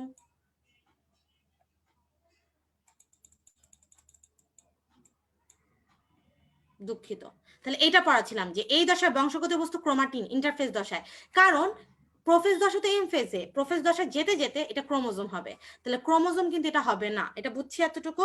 আমি আগাচ্ছি, চলে যাচ্ছি। মাইটোসিস প্রক্রিয়াকে দুই ভাগে ভাগ করে, একটা ক্যারিওকাইনেসিস, একটা সাইটোকাইনেসিস। ক্যারিওকাইনেসিস মানে নিউক্লিয়াসের বিভাজন, আর সাইটোকাইনেসিস মানে সাইটোপ্লাজমের বিভাজন। আসলে মাইটোসিস বলতে মূলত ক্যারিওকাইনেসিসকেই বুঝায়, কারণ মাইটোসিসের যে 5টা ধাপ তোমরা পড়বা, দেখো সবগুলোই কার আন্ডারে? ক্যারিওকাইনেসিসের আন্ডারে। তাহলে আমরা যেটা পড়বো ক্যারিওকাইনেসিস, এইটাই হলো মাইটোসিস। ওকে, স্টার্ট করছি ক্যারিওকাইনেসিস। ক্যারিওকাইনেসিসকে 5টা দশা বা পর্যায়ে ভাগ করেছে, এটা যদি একটু খেয়াল করো, এখানে লেখা আছে মাইটোসিস প্রক্রিয়া প্রধান দুটা প্রধান ভাগে বিভক্ত, আর এখানেই লিখছে মাইটোসিসকে প্রধানত 5টি দশা বা পর্যায়ে ভাগ করে। এখন তোমরাই আমাকে কোয়েশ্চেন করো যে আপু আমি তাহলে মাইটোসিস প্রক্রিয়া কয় ভাগে বিভক্ত আসলে কি দিব? তোমাকে যদি বলে মাইটোসিস প্রক্রিয়া কয় ভাগে বিভক্ত অথবা কয়টা প্রধান ভাগে বিভক্ত, অ্যান্সার 2। তোমাকে যদি বলে মাইটোসিস প্রক্রিয়া কয়টি পর্যায়ে অথবা কয়টি দশায় বিভক্ত, তাহলে অ্যান্সার 5। কারণ নিউরন যদি বিভাজন হয়, নিউরনের মধ্যে সব মেমোরি থাকে, এখন নিউরন যদি বিভাজিত হয়, তুমি এটাই ভুলে যাবা যে তোমার নাম কি, এটা তো সম্ভব না, তাই না? নিউরন বিভাজিত হবে না, নিউরন বিভাজিত হওয়া মানে নিউরনকে ভাঙতে হবে, নিউরনের ক্রোমোজোম ভাঙতে হবে না, এটা পসিবল না, কারণ আমাদের সবকিছু স্টোর থাকে ওই জায়গায়, একটা জিনিস যদি ভেঙে গেল তাহলে কোনো লাভ হবে না, তাই না? আসো, মাইটোসিস প্রধানত কয়টা দশায় বিভক্ত? 5টা। আর মাইটোসিস কয়টা ভাগে বিভক্ত? 2টা। তাহলে আমরা স্টার্ট করবো ক্যারিওকাইনেসিস। পিকচারে সবাই এবার মনোযোগ দিবা, যা যা কোয়েশ্চেন আসে আমি বলে দিব, এক্ষুনি মুখস্থ করবা, দেখবা আমার পড়ানোর পর আধা ঘন্টা থেকে 1 ঘন্টাও যদি ম্যাক্সিমাম পড়ো, তাহলে তোমার পড়া শেষ হয়ে যাবে। সো মনোযোগ দাও সবাই এদিকে। মাইটোসিস টোটাল 5টা পর্যায়ে বিভক্ত, কি কি দেখো? Prophase, prometaphase, metaphase, anaphase, telophase. আবারও বলি, prophase, prometaphase, metaphase, anaphase, telophase. আবারও বলছি, prophase, prometaphase, metaphase, anaphase, telophase. জি, যদি বলে পর্যায় বা দশা তাহলে 5টা, আর যদি বলবে কয় ভাগে, হ্যাঁ তাহলে 2টা। ঠিক আছে, এতটুকু ক্লিয়ার? সেন্ট্রাল থাকবে কেন? সেন্ট্রাল থাকবে না, নিউরনের মধ্যে কিচ্ছু নাই, শুধু নিউরনের কিছু কোষ থাকে যারা মেমোরি স্টোর করে, এটা ভাঙা যাবে না, এটা আল্লাহ প্রদত্ত, এটা আমাদের কিছু করার নাই। আসো, তাহলে আমরা স্টার্ট করবো প্রোফেজ দিয়ে। পিচ্চিরা, আমি এখন প্রত্যেকটা থেকে কিছু ওয়ার্ড বলবো, ওই ওয়ার্ডগুলো এখনই মুখস্থ করবে, কারণ আমি কিছুক্ষণ পরে তোমাদের পড়া ধরবো এবং দেখবো কে কে পড়া পারো। ঠিক আছে, স্টার্ট করছি প্রোফেজ দিয়ে, প্রোফেজে আমি বলছি যে এই যে ক্রোমাটিন তন্তুগুলো ছিল আরো খাটো মোটা হয়ে সর্বপ্রথম দেখা যায় প্রোফেজে। তাহলে প্রোফেজে এই খাটো মোটা হওয়ার জন্য কি হইতে হবে? জল বিয়োজন। জল যদি মানে পানি যদি বের হয়ে যায়, চিন্তা করো পানি যদি বের হয়ে যায়, খাটো মোটা মানে সংকুচিত হয়ে যাবে না? এই যে সংকুচিত হয় এটি হলো খাটো মোটা হওয়া। এই সংকুচিত হয়ে প্রত্যেকটা ক্রোমোজোম দুটা করে ক্রোমাটিডে ভাগ হয়। তাহলে প্রোফেজে কিন্তু ক্রোমাটিড দেখা যায়। তাহলে জল বিয়োজন হয়, ক্রোমাটিড দেখা যায়। দুইটা লাইন পড়লা, জল বিয়োজন, ক্রোমাটিড। এবার দেখো প্রোফেজে নিউক্লিওলাস এবং নিউক্লিয়ার এনভেলপের বিলুপ্তি ঘটতে থাকে। পিচিরা স্টার্ট হয়, বিলুপ্তি ঘটে, স্টার্ট হয়, বিলুপ্তি হয় নাই, স্টার্ট হয়েছে, বিলুপ্তি ঘটেনি। এই লাইনটাও দেখো, এই পর্যায়ে স্পিন্ডল তন্তু সৃষ্টির সূচনা ঘটে। সূচনা হয়েছে, সৃষ্টি হয়নি, সূচনা হয়েছে। তাহলে আমি আবারও বলি, প্রোফেজ থেকে কি কি পড়বা? পানি মানে জল বিয়োজন হলো, তাহলে খাটো মোটা হয়ে যায় এবং ক্রোমাটিডে ভাগ হয়, দুটো ক্রোমাটিড দেখা যায়। এই প্রক্রিয়ায় নিউক্লিয়াস এবং নিউক্লিয়ার এনভেলপের বিলুপ্তি ঘটতে থাকে, মানে স্টার্ট হয়েছে বিলুপ্তি ঘটা। আর এই প্রক্রিয়া শেষে স্পিন্ডল যন্ত্রের সূচনা ঘটে, তৈরি হয়ে যায়নি, সূচনা হয়েছে। তাহলে 4টা পয়েন্ট মুখস্থ রাখবো। ওকে, চলেছে এরপর এই যে দুইটা সূচনা হয়েছিল, একটা বিলুপ্তি আর একটা হলো সূচনা, এইটা প্রোমেটাফেজে তৈরি হয়ে যাবে। আচ্ছা, এটা একটু মাথায় রাখবো যে প্রোফেজ হলো সবচেয়ে দীর্ঘস্থায়ী পর্যায়, প্রোফেজ সবচেয়ে দীর্ঘস্থায়ী পর্যায়। ওকে, তাহলে আমি চলে আছি প্রোমেটাফেজে। প্রোমেটাফেজে স্পিন্ডল যন্ত্রের সৃষ্টি হয়, প্রোমেটাফেজে স্পিন্ডল যন্ত্রের সৃষ্টি হয়। এখানে সূচনা হয়েছিল, এটা প্রোমেটাফেজে সৃষ্টি হয়েছে। এছাড়া আমি ছবিতে আসবো একটু পরে। এছাড়া এই প্রোমেটাফেজেই দেখো কি হয়েছে, নিউক্লিয়াস এবং নিউক্লিয়াসের বিলুপ্তি ঘটে। তাহলে যেই দুইটা প্রোফেজে স্টার্ট হয়েছিল ওই দুইটা প্রোমেটাফেজে শেষ হয়েছে। তাহলে প্রোমেটাফেজে স্পিন্ডল যন্ত্রের সৃষ্টি হয়, প্রোমেটাফেজে নিউক্লিয়াস এবং নিউক্লিয়ার এনভেলপ বিলুপ্তি ঘটে। ক্লিয়ার এতটুকু? এই সময় যখনই একটা পিচিরা, যখনই একটা স্পিন্ডল যন্ত্র তৈরি হয়, এরকম করে ধরো এরকম একটা স্পিন্ডল যন্ত্র তৈরি হয়েছে, যখনই এরকম একটা স্পিন্ডল যন্ত্র তৈরি হয়, এর মাঝ বরাবর এলাকাকে বলে ইকুয়েটর বা বিষুবীয় অঞ্চল। এই ইকুয়েটর বা বিষুবীয় অঞ্চলের দিকে ক্রোমোজোম গুলো আকর্ষণ থাকে। যখনই এই ইকুয়েটর অঞ্চল তৈরি হয়, ক্রোমোজোম গুলো এরকম নাচতে নাচতে নাচতে নাচতে মাঝখানে আসে, ইকুয়েটর অঞ্চল আসে। এই যে ক্রোমোজোম নাচতে নাচতে আন্দোলিত হতে থাকে, এটাকেই বলে ক্রোমোজোমীয় নৃত্য। ক্লিয়ার? তাহলে প্রোমেটাফেজে আমরা কি কি পড়লাম খেয়াল করি। স্পিন্ডল যন্ত্র তৈরি হয়, তাহলে ইকুয়েটর অঞ্চল তো আসবেই। এছাড়া নিউক্লিয়াস নিউক্লিয়ার এনভেলপের বিলুপ্তি ঘটে এবং ক্রোমোজোমীয় নৃত্য দেখা যায়। ইম্পর্টেন্ট, আমি তো আবারই বললাম যে স্পিন্ডল যন্ত্র সৃষ্টি হয়, নিউক্লিয়াস নিউক্লিয়ার এনভেলপের বিলুপ্তি ঘটে এবং নিউক্লিয়াস এই স্পিন্ডল যন্ত্রের মাঝ বরাবর এলাকা হলো ইকুয়েটর অঞ্চল। এখানে ক্রোমোজোম গুলো নাচতে নাচতে আসে, এই যে নাচতে নাচতে আসে এটাকে বলা হয় ক্রোমোজোমীয় নৃত্য। কোয়েশ্চেন থাকে ক্রোমোজোমীয় নৃত্য কই দেখা যায়, স্পিন্ডল যন্ত্র কোথায় সৃষ্টি হয়, অথবা নিউক্লিয়াসের বিলুপ্তি ঘটে কোথায়। ঠিক আছে, গেল এতটুকু। চলে যাবো মেটাফেজ, এরপর আমি ছবি দেখাবো। মেটাফেজ, এই মেটাফেজ পর্যায়টা তুমি মনে রাখবা ম দিয়ে। পিছরা মেটাফেজ মনে রাখবা ম দিয়ে, মেটাফেজ মনে রাখবো দুইটা ম দিয়ে, একটা হলো মেটাকাইনেসিস, একটা হলো কি বলে মোটা ও খাটো। মেটাকাইনেসিস, মোটা ও খাটো। এই যে ক্রোমোজোম গুলো সবগুলো ইকুয়েটর অঞ্চলে এসে অবস্থান করে, ওটা তো আস্তে আস্তে আসতেছিল মাত্র, তারপরে আসার পর এই যে ইকুয়েটর অঞ্চলে সবাই অবস্থান করে, এই ইকুয়েটর অঞ্চলে অবস্থান করার প্রক্রিয়াকে বলে মেটাকাইনেসিস। দেখো মেটাফেজ দশায় বিষুবীয় অঞ্চলে ক্রোমোজোমের বিন্যস্ত হওয়াকে বলে মেটাকাইনেসিস। তাহলে মেটাকাইনেসিস কোথায় হয়? মেটাফেজে হয়। এই ধাপে ক্রোমোজোম গুলো সবচেয়ে খাটো ও মোটা হয়। মেডিকেলে 2বার আসছে, ক্রোমোজোম গুলো সবচেয়ে খাটো ও মোটা হয় কোন ধাপে? মেটাকাইনেসিসে। ওকে, এই খাটো যে মোটা হয় কন্ডেনসেশন হয়, মানে ঘন হয়। এই কন্ডেনসেশনটা কিভাবে হয়? অনেক অনেক অনেক কয়েলের মাধ্যমে, সুপার কয়েলিং হয়। তাহলে এই খাটো মোটা হওয়ার জন্য মানে কন্ডেনসেশন হওয়ার জন্য সুপার কয়েলিং হয়। ক্লিয়ার? মনে থাকবে। তাহলে মেটাফেজ আমরা মনে রাখবো খাটো ও মোটা হয় এবং মেটাকাইনেসিস হয়। তোমরা যদি এতটুকু বুঝো, চলো এবার আমরা একটু কিছু ছবি দেখবো। তাহলে আমি সবার ফার্স্টে যেটা পড়াইলাম প্রোফেজ, খেয়াল করো আমি আবারও বলতেছি, প্রোফেজে জল বিয়োজন হয়ে ক্রোমোজোম গুলো দেখো খাটো মোটা হয়েছে এবং একটু খাটো মোটা হয়েছে মানে সংকুচিত হয়েছে এবং প্রত্যেকটা দুটো ক্রোমাটিডে ভাগ হয়েছে। তুমি যদি দেখো নিউক্লিয়ার এনভেলপ গুলো অলরেডি ভাঙ্গা স্টার্ট হয়েছে, ভাঙেনি, ভাঙ্গা স্টার্ট হয়েছে। এবং তুমি যদি এখানে দেখো যে এরা একটা স্পিন্ডল যন্ত্র তৈরি করতেছে, অলরেডি তৈরি করা স্টার্ট হয়েছে, তৈরি করেনি। এটা ছিল প্রোফেজ। ওকে, বলছি এই যে প্রোফেজে একটা ক্রোমোজোম ভেঙে এই যে দুইটা বাহু, এই যে একটা বাহু, এই যে একটা বাহু, এই প্রত্যেকটা বাহুকে বলা হয় ক্রোমাটিড। এই প্রত্যেকটা বাহুকে কি বলে? ক্রোমাটিড। বলছি তোমাদের বয়সে, এটা আমি পরে পড়াবো, হোমোলোগাসটা পরে। এবার যাচ্ছি প্রোমেটাফেজ। প্রোমেটাফেজে আমি তিনটা জিনিস বলছি, খেয়াল করে দেখো এখানে নিউক্লিয়ার এনভেলপ প্রায় বিলুপ্তি হয়েছে, প্রায় বলছি বিলুপ্ত হয়েছে, তাই না? সম্পূর্ণ না, একটু এক টুকরা দুই টুকরা আছে। এখানে স্পিন্ডল যন্ত্র তৈরি হয়ে গেছে, পুরোপুরি তৈরি হয়েছে, এবং এইখানে ক্রোমোজোম গুলো নাচতে নাচতে সবগুলো মাঝখানে আসতেছে। এই যে নাচতে নাচতে মাঝখানে আসা, নাচতে নাচতে আসার প্রক্রিয়াকে বলা হয় ক্রোমোজোমীয় নৃত্য। এই যে নাচতে নাচতে আসে এটাকে কি বলে? ক্রোমোজোমীয় নৃত্য। চলে আসি মেটাফেজ। মেটাফেজের সবগুলো ক্রোমোজোম মাঝ বরাবর এলাকায় আসছে, এবং খেয়াল করো এরা অনেক খাটো মোটা, সবচেয়ে মোটা এই পর্যায়ে। এই মাঝ বরাবর থাকার প্রক্রিয়াকে বলে মেটাকাইনেসিস, এবং এই যে মোটকা মোটকা এদেরকে বলে খাটো মোটা। এখন একজন জিজ্ঞেস করছে সুপার কয়েলিং, এই একটা ক্রোমোজোমকে মোটা হওয়ার জন্য এই যে তার ক্রোমাটিড গুলো প্যাঁচায় প্যাঁচায় প্যাঁচায় থাকে, এই যে প্যাঁচায় কয়েল তৈরি করে, নাহলে মোটা হবে না। তো কয়েল যদি ছেড়ে দেয় তাহলে আবার লম্বা হয়ে যাবে। তাহলে এই যে কয়েলিং করে একসাথে কন্ডেন্স মানে ঘন হয়ে থাকে, এটাকে বলা হয় সুপার কয়েলিং। সুপার কয়েলিং মানে ক্রোমাটিড গুলো নিজেদের মধ্যে প্যাচ খেয়ে খেয়ে খেয়ে মোটা হওয়া, এইটা। ওকে, আরেকজন জিজ্ঞেস করছে মোটর প্রোটিন হলো এই যে আমরা যেটা পড়েছি কিছুক্ষণ আগে প্রোমেটাফেজে। তোমরা যদি প্রোমেটাফেজটা দেখো, দুঃখিত, তোমরা যদি প্রোমেটাফেজ দেখো, এই যে স্পিন্ডল ফাইবার সেন্ট্রোমিয়ারের কাইনেটোকোর, এটা কিন্তু আমরা গতদিন পড়েছিলাম কাইনেটোকোর। এই কাইনেটোকোরটা মোটর প্রোটিন। আমি বলছিলাম যে একটা ক্রোমোজোমের সেন্ট্রোমিয়ারের পাশ দিয়ে কিছু ব্যান্ড আকৃতির জিনিস বের হয় যারা মাইক্রোটিবিউলসকে যুক্ত রাখে, বলছিলাম না? এই মাইক্রোটিবিউলস কি জানো? এই যে স্পিন্ডল যন্ত্রের পার্ট। তাহলে এই যে কাইনেটোকোর, এই যে সেন্ট্রোমিয়ারকে এই যে মাইক্রোটিবিউলসের সাথে যুক্ত রাখে, আমরা পড়ছিলাম না গত ক্লাসে? এই কাইনেটোকোরটাই মোটর প্রোটিন, সে একটা প্রোটিনের কাজ করতেছে, দুটাকে যুক্ত করতেছে, শেষ, এটাই। ঠিক আছে, কাইনেটোকোর। ঠিক আছে, কাইনেটোকোর মানে এই যে মাইক্রোটিবিউলস বা স্পিন্ডল যন্ত্র, এই চ্যাপ্টার অনুসারে সেন্ট্রোমিয়ারকে যেটা দিয়ে যুক্ত রাখে সেটাই কাইনেটোকোর। এটা একটা প্রোটিনের মতো। ঠিক আছে, আর কিছু জানার দরকার নাই। মেটাফেজ বলছি, মেটাকাইনেসিস এবং মোটা ও খাটো। এই মেটাফেজ পর্যায়ে পিচ্চিরা খেয়াল করো, ধরো এখানে একটা ক্রোমোজোম ছিল, প্রোফেজে কি হয় দেখো, এই যে ক্রোমোজোম ছিল, দুইটা ক্রোমাটিড হয়।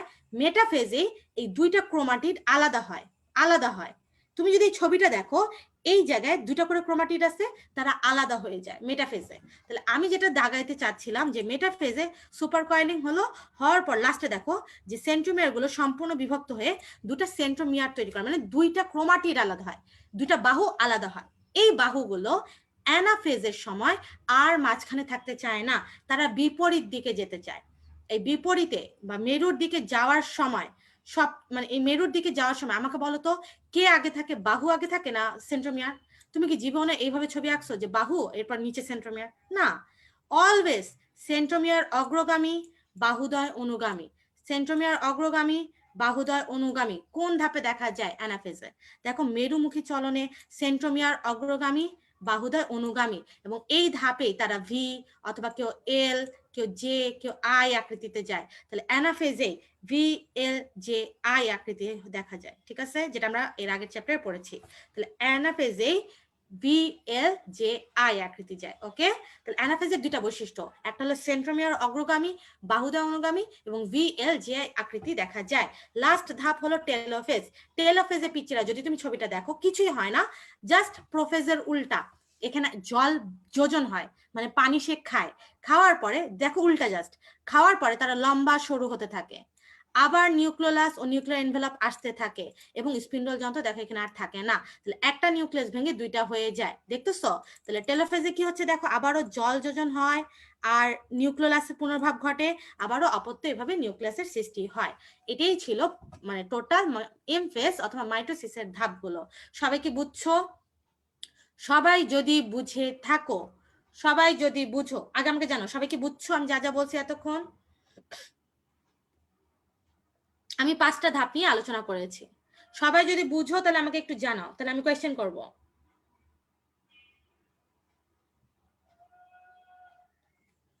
সবাই বুঝছো পিচ্চিরা? ওকে, ভেরি গুড। তাহলে এখন আমাকে সবাই কোয়েশ্চেনের অ্যান্সার দিবা, দেখি কি আগে পারে। আমার ফার্স্ট কোয়েশ্চেন, সবাই অ্যান্সার দাও। ওকে, গুড। আমার ফার্স্ট কোয়েশ্চেন, ক্রোমাটিড দেখা যায় কোন ধাপে? ক্রোমাটিড দেখা যায় কোন ধাপে?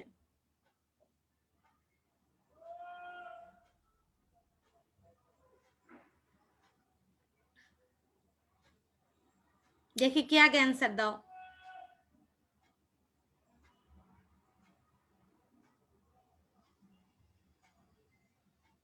ভেরি গুড সাবিহা, প্রফেস, তাপসী, প্রফেসে জল জল বিয়োজন হয়, পানি বের হয়ে যায়, তাহলে ক্রোমোজোম গুলো খাটো মোটা হয়। এই ধাপে ক্রোমাটিড দেখা যায়, মানে ক্রোমোজোম গুলো দুটো বাহুতে ভাগ হয়, এবং এই ধাপে নিউক্লিয়াস নিউক্লিয়ার এনভেলপের বিলুপ্তি ঘটা স্টার্ট হয়, স্পিন্ডল যন্ত্র তৈরি শুরু হয়, পুরোপুরি তৈরি হয়নি, পুরোপুরি বিলুপ্ত ঘটেনি, স্টার্ট হয়েছে। এটাই প্রফেস ছিল। সবাই পেরেছে, prophase prophase prophase. Thank you so much. এবার আমাকে অ্যান্সার দাও যে ক্রোমোজোমের নৃত্য কোথায় দেখা যায়? ক্রোমোজোমের নৃত্য, ক্রোমোজোমের নৃত্য।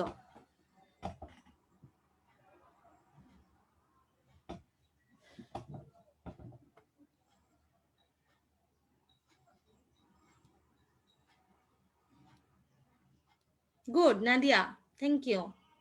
তৃষিত, Trisha, thank you. Tapasi, thank you. সবাই পারবা তোমরা, very good. Last question, V আকৃতির ক্রোমোজোম দেখা যায় কোন ধাপে? Very good. ভি আকৃতির ক্রোমোজোম দেখা যায় কোন ধাপে? ভেরি গুড, সবাইকে থ্যাংক ইউ। দেখি কে পারে। ভি আকৃতির ক্রোমোজোম দেখা যায়,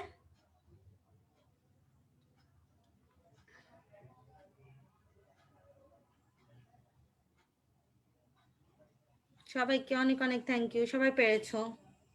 হ্যানাফেজ, thank you Lubna, thank you Fahmida, thank you Swarna, সবাই পারবা। এই তো ভেরি গুড। তাহলে তুমি যদি মাইটোসিস পারো, দেখবো মিওসিসের অনেক পার্ট পড়া হয়ে যাবে। এই জন্য আমি মাইটোসিসকে এত গুরুত্ব দিলাম। এবার আমাদের পড়া শেষ হয়নি, আমরা আগাবো। তাহলে এতক্ষণ যেটা পড়লা, এটা ছিল ক্যারিওকাইনেসিস। পিচ্চিরা, আমরা আবার স্টার্ট করছি। এটা ছিল ক্যারিওকাইনেসিস।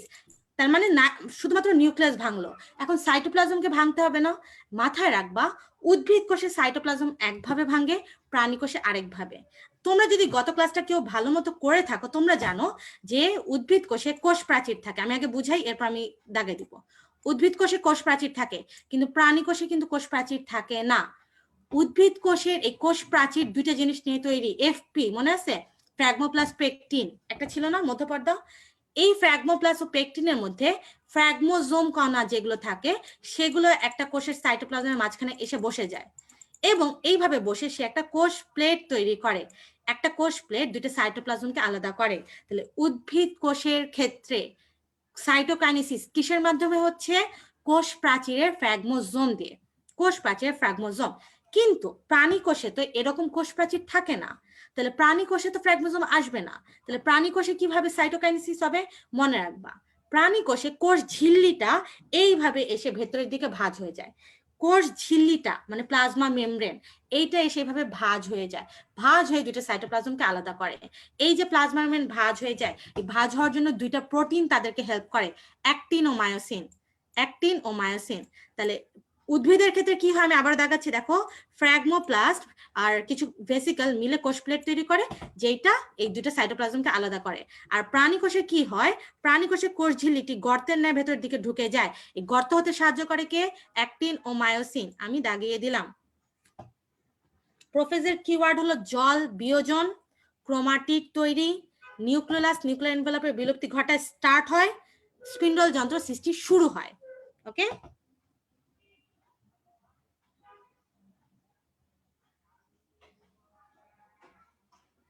কোন কণাগুলোকে আসতে উদ্দীপ্ত করে ফ্র্যাগমোজোমকে? আরিফ খান, আমি বুঝিনি কোন কণা, একটু বলবা? তাহলে কোষ প্রাচীরে ফ্র্যাগমোজোম আসে, আর কোষ ঝিল্লি প্রোটিনের মাধ্যমে অ্যাক্টিন ও মায়োসিনের মাধ্যমে ঢুকে যায়। এইটা তো আল্লাহ প্রদত্ত সিস্টেম, তাই না? যে কোষ বিভাজন হবে, কোষ বাড়বে, এগুলো ওইভাবেই হয়, এগুলো সব রেগুলেট করা, সবকিছু হবেই, মানে এরকম জিনিসগুলো, ঠিক আছে? তাহলে এইভাবেই দুইটা সাইটোপ্লাজম আলাদা হয়, যাকে বলা হয় সাইটোকাইনেসিস। ধরো সাইটোপ্লাজমের বিভাজন হয় না, না হইলে একটা কোষে অনেকগুলো নিউক্লিয়াস থাকবে না? বহু নিউক্লিয়াস যুক্ত অবস্থাকে তোমরা জানো উদ্ভিদ কোষের ক্ষেত্রে বলে সিনোসাইটিক, আর প্রাণীদের ক্ষেত্রে বলে প্লাজমোডিয়াম। এখানে কিছু উদাহরণ আছে, পড়বা, ঠিক আছে? ওকে, এই যে আমি আবার ছবিতে দেখাই, ছবিতে দেখাইলে তোমাদের জন্য একটু ক্লিয়ার হবে। দেখো, তাহলে এই জায়গাটায় মানে প্রাণী কোষের ক্ষেত্রে অ্যাক্টিন ও মায়োসিন এর একটা রিং তৈরি করে কোষ ঝিল্লির মাঝখানে, কন্ট্রাক্টাইল রিং করে করে একটা কোষ থেকে দুইটা কোষ ডটার সেল হয়ে যায়। আর প্রাণী কোষের ক্ষেত্রে দেখো সেল ওয়াল, এই যে কোষ প্রাচীর, ফ্র্যাগমোজোম আসে, এসে প্লাজমা লেমাকে সাহায্য করে একটা কোষ প্লেট তৈরি করতে, করার পর দুইটা সাইটোপ্লাজম আলাদা হয়ে যায়।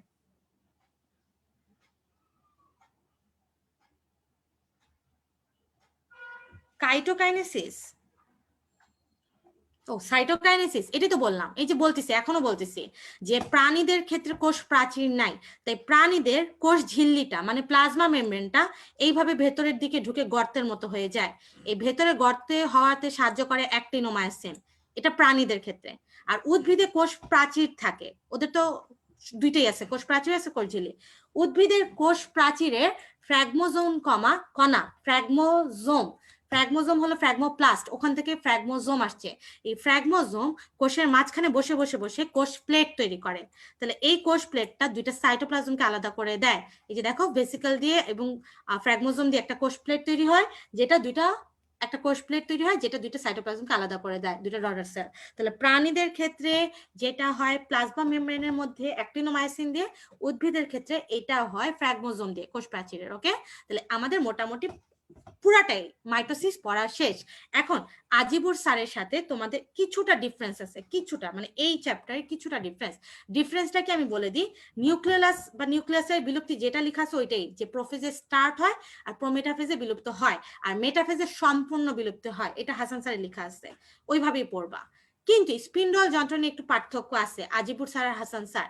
এক জায়গায় লেখা আছে স্পিন্ডল যন্ত্রের সৃষ্টির সূচনা ঘটে প্রোফেজ, যেটা আমরা পড়লাম, সৃষ্টি হয়ে যায় প্রাণীদের ক্ষেত্রে প্রোমেটাফেজ। এই লাইনটা কিন্তু প্রোফেজে আছে, যে উদ্ভিদে প্রোফেজের শেষ দিকে স্পিন্ডল যন্ত্র সৃষ্টি হয়। আমরা এতক্ষণ যা পড়লাম এটা হলো এইটা, যে সূচনা ঘটে প্রোফেজে, উদ্ভিদের ক্ষেত্রে প্রোফেজেই হয়, আর প্রোমেটাফেজে প্রাণীদের ক্ষেত্রে স্পিন্ডল যন্ত্র সৃষ্টি হয়। কিন্তু আজিবুর স্যার বলছে যে স্পিন্ডল যন্ত্র গঠন হতে শুরু করে প্রোমেটাফেজে এবং পুরোপুরি গঠন হয় মেটাফেজে। এখন তুমি আমাকে বলবা যে আপু তাহলে আমি কিভাবে বুঝবো, আমি কখন অ্যান্সার দিব? যখন তুমি সৃষ্টি ওয়ার্ডটা পাবাই, দেখো সৃষ্টির সূচনা ঘটে, তখন তুমি বুঝবে হাসান স্যারের কোয়েশ্চেন প্রোফেজ আর প্রোমেটাফেজ অ্যান্সার হবে। আর যখন তুমি এরকম গঠন ওয়ার্ডটা পাবা, গঠন হতে শুরু করে অথবা গঠন সম্পন্ন হয়, তখন বুঝবা যে এটা আজিবুর স্যার থেকে আসছে, তখন অ্যান্সার হবে এটা প্রোমেটাফেজ আর মেটাফেজ, এই দুটোই পার্থক্য। ক্লিয়ার?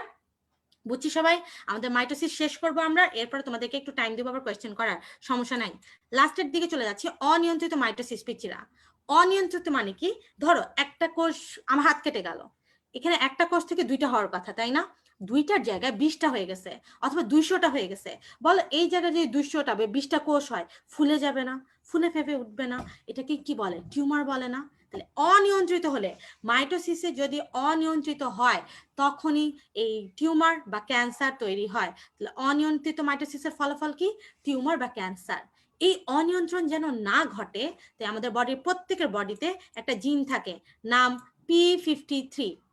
কোনো কারণে, সেটা রেডিয়েশনের জন্য হতে পারে, কার্সিনোজেনিক পদার্থের জন্য হতে পারে, বিষাক্ত মৌলের জন্য হতে পারে, কোনো কারণে আমাদের এই জিনটা P53 ডিফেক্টিভ হলে এই মাইটোসিস অনিয়ন্ত্রণ ঘটে, আর তখনই হয় ক্যান্সার। ঠিক আছে? তাহলে ক্যান্সার হয় কিভাবে? ডিফেক্টিভ P53 থাকলে অথবা মাইটোসিস অনিয়ন্ত্রিত হলে। ওকে, চলে আসছি পিচিরা কোষের মৃত্যু। এই একটা লাইন থেকে, এখানে কোষের মৃত্যু থেকে দুইবার মেডিকেল কোয়েশ্চেন আসছে, পরপর দুইবার, ইম্পর্টেন্ট। কোষ দুই ভাবে মারা যায়, একটা অ্যাপোপ্টোসিস, একটা নেক্রোসিস। দেখতেই পাচ্ছ, একটা অ্যাপোপ্টোসিস, একটা নেক্রোসিস। তোমরা নেক্রোসিসের পাশে লিখে রাখতে পারো, নেক্রোসিসের পাশে n equals to n, n equals to n। n equals to n মানে কি জানো? মানে যদি কোষ দুই ভাবে মারা যায়, ধরো আমি অনেকদিন ধরে না খেয়ে আসি, 30-40 দিন ধরে, জাস্ট এই লাইনটাই ভিন্ন ছিল, এই জন্য আমি বলে দিলাম। আচ্ছা, আমি যেটা বলছিলাম, ধরো আমি 30-40 দিন ধরে খাচ্ছি না, তাহলে আমার পুষ্টির অভাব হবে না? তাহলে আমার কোষ আস্তে আস্তে মরে যাবে না? তাহলে যদি পুষ্টির অভাব মানে নিউট্রিশন, এন দিয়ে নিউট্রিশনের অভাব হলে যদি কোষ মারা যায়, তাকে বলে নেক্রোসিস। তাহলে পুষ্টির অভাবে কোনো কোষ মারা গেলে তাকে বলে নেক্রোসিস। আর জেনেটিক্যালি যদি কোনো কোষ মারা যায়, যেটা জেনেটিক্স অলরেডি নিয়ন্ত্রিত, মানে জিন দিয়ে নিয়ন্ত্রিত, ধরো যখন ছোট্ট ছিলা, মায়ের পেটে ছিলা, তখন হাতগুলা এরকম আঙ্গুলগুলা লাগানো ছিল, আস্তে আস্তে আস্তে আঙ্গুল 5টা আলাদা হয়েছে না, এরকম করে আলাদা হয়েছে না? তাহলে হাতের এই আঙ্গুলগুলোর মাঝখানে যে কোষ, ওগুলো মারা গেছে না? এটা কিন্তু অ্যাপোপ্টোসিস, জেনেটিক্যালি নিয়ন্ত্রিত। একটা উদাহরণ দিলাম। তাহলে অ্যাপোপ্টোসিসও দরকার, নেক্রোসিসও হয় যদি পুষ্টির অভাব হয়। যারা ডায়েট টাইট করে, দেখবো তাদের অনেক কোষ, তারা অনেক দুর্বল, অনেক কোষ মারা গেছে, শক্তি আসতেছে না, এরকম। তাহলে নেক্রোসিস হলো নিউট্রিশনের অভাব, আর অ্যাপোপ্টোসিস হলো জেনেটিক্যাল মৃত্যু। হ্যাঁ, এনপি দিয়ে মনে রাখা যায়, আমি এনপি দিয়ে মনে রাখতাম, বাট গত ক্লাসে একজন বলছে আপু n ইকুয়ালস টু n, আমার কাছে এটা একটু ভালো লাগছে, আর কিছু না। তোমার যেইটা দিয়ে মনে রাখতে ইচ্ছা করে, মনে রাখা হলো ফ্যাক্টর, আর কিছু না। ওকে,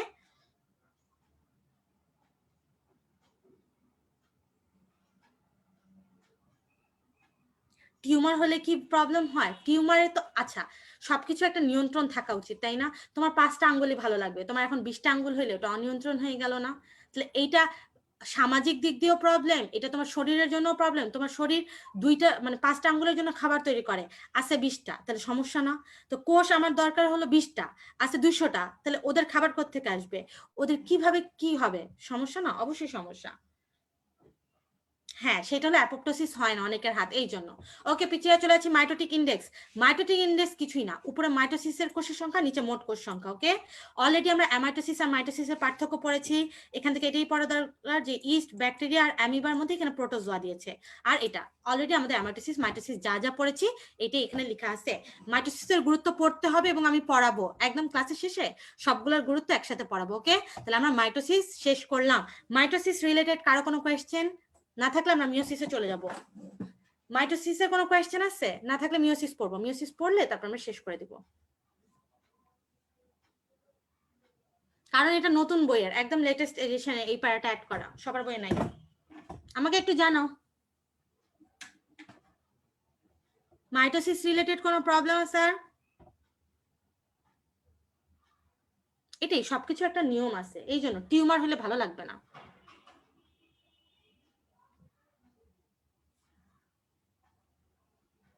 ওকে, কারো প্রবলেম নেই, তাহলে আমরা মিওসিস স্টার্ট করি পিচ্ছিরা, মিওসিস করে আমরা শেষ করবো, ঠিক আছে? ওকে, চলে আসছি মিওসিস বা হ্রাসমূলক কোষ বিভাজন। থ্যাংক ইউ সবাইকে। আসো আমরা মিওসিসটা শেষ করি। হ্যাঁ, তাহলে মিওসিস বা হ্রাসমূলক কোষ বিভাজন এটা কি? দেখো, ফার্স্টে তোমাকে জানতে হবে এটার নাম হ্রাসমূলক কেন, মানে কেন হ্রাস পায়, তাই না? যেমন আমরা সমীকরণিক পড়েছি, তেমনি তোমাকে জানতে হবে হ্রাসমূলক কেন। কারণ মিওসিস কোষ বিভাজনে ফার্স্টে শুনো। ওকে, থ্যাংক ইউ সবাইকে। আসো, হ্যাঁ, কম্পেনিয়ন বুকে নাই, কারণ আমরা কম্পেনিয়ন বুক অলরেডি জুলাইয়ের মধ্যে রেডি করে ফেলেছি এবং অগাস্টে এটা প্রিন্টে দেওয়া হয়েছিল। তো তোমাদের এই এডিশন যেটা আসছে এটা জুলাইয়ে আসছে, যখন আমরা রেডি করে অলরেডি প্রিন্টের জন্য দিয়ে দিচ্ছে, তাই অনেক কিছু দিতে পারিনি। এটা আমাদের দোষ না, তোমরাও তো চাচ্ছিলা, অনেক রিকোয়েস্ট করতেছিলা কম্পেনিয়ন বুক তাড়াতাড়ি করার জন্য, তাই আমরাও তৈরি করে তাড়াতাড়ি তোমাদের দিয়ে দিয়েছি। দুঃখিত, কিন্তু আমরা ট্রাই করব যে নতুন যে এডিশনের বইয়ে নতুন তথ্য এগুলো তোমাদেরকে দিয়ে দেওয়ার আমরা ট্রাই করবো। ওকে, তাহলে আমরা যেটা পড়ছিলাম সেটা পড়ি এখন। হ্রাসমূলক, তোমাকে ফার্স্টে জানতে হবে মিওসিসে একটা কোষ ভেঙে 4টা হয়। কয়টা হয়? একটা কোষ ভেঙে 4টা হয়। এই 4টা অপত্য কোষে কে হ্রাস পায় জানো? ক্রোমোজোম। তাহলে আমি এখানে তোমাদের একটা ছবি এঁকে দেখাচ্ছি, 2n, মানে একটা কোষ ভেঙে 2টা হলো, এখানে হয় মাইটোসিস। তাহলে ক্রোমোজোম সংখ্যা সেমই থাকবে, 2nই থাকবে, এটা হলো মাইটোসিস। আর মিওসিসে 2n থেকে, মানে ধরো এখান থেকে 2টা হবে, এখান থেকে 2টা, তাহলে এখানে ক্রোমোজোম সংখ্যা হবে n n n n। তাহলে মাইটোসিসে একটা ভেঙে 2টা হয় এবং 2টাতেই ক্রোমোজোম সংখ্যা সমান থাকে। মিওসিসে একটা ভেঙে 4টা হয় এবং 4টা কোষে ক্রোমোজোম সংখ্যা মাতৃকোষের হাফ হাফ হয়ে যায়। মানে যদি এখানে 8 থাকতো, এখানে 4 4 4 হতো, এরকম হতো 4 4 4। এই যে হাফ হয়, হ্রাস পায়, এই হ্রাস পাওয়ার জন্য এটার নাম হ্রাসমূলক বিভাজন। এই হ্রাস পাওয়ার জন্য পিচ্চিরা একজন 2বার ভাঙে, একজন 1বার। আমাকে বলো ক্রোমোজোম কি? এন না? ক্রোমোজোমকে আমরা কি দ্বারা প্রকাশ করি? এন দিয়ে। আর নিউক্লিয়াস আমরা টুয়াইস এন দিয়ে। তাহলে আমাকে বলো এন কে হাফ হয়ে, হাফ এন জীবনে শুনছো? তাহলে ক্রোমোজোম কি 2বার কখনো ভাঙবে? কখনোই পসিবল না। অলওয়েজ নিউক্লিয়াস 2বার ভাঙে, ক্রোমোজোম 1বার। তাহলে আমি দেখাই যে বিভাজন প্রক্রিয়ায়, দেখো এই যে নিউক্লিয়াস পরপর 2বার এবং ক্রোমোজোম মাত্র 1বার ভাঙে এবং ক্রোমোজোমের সংখ্যা অর্ধেক হয়। একটু 1 সেকেন্ড আমাকে একটু টাইম দাও, আমার চোখ ব্যথা করছে একটু। হ্যাঁ, 1 সেকেন্ড।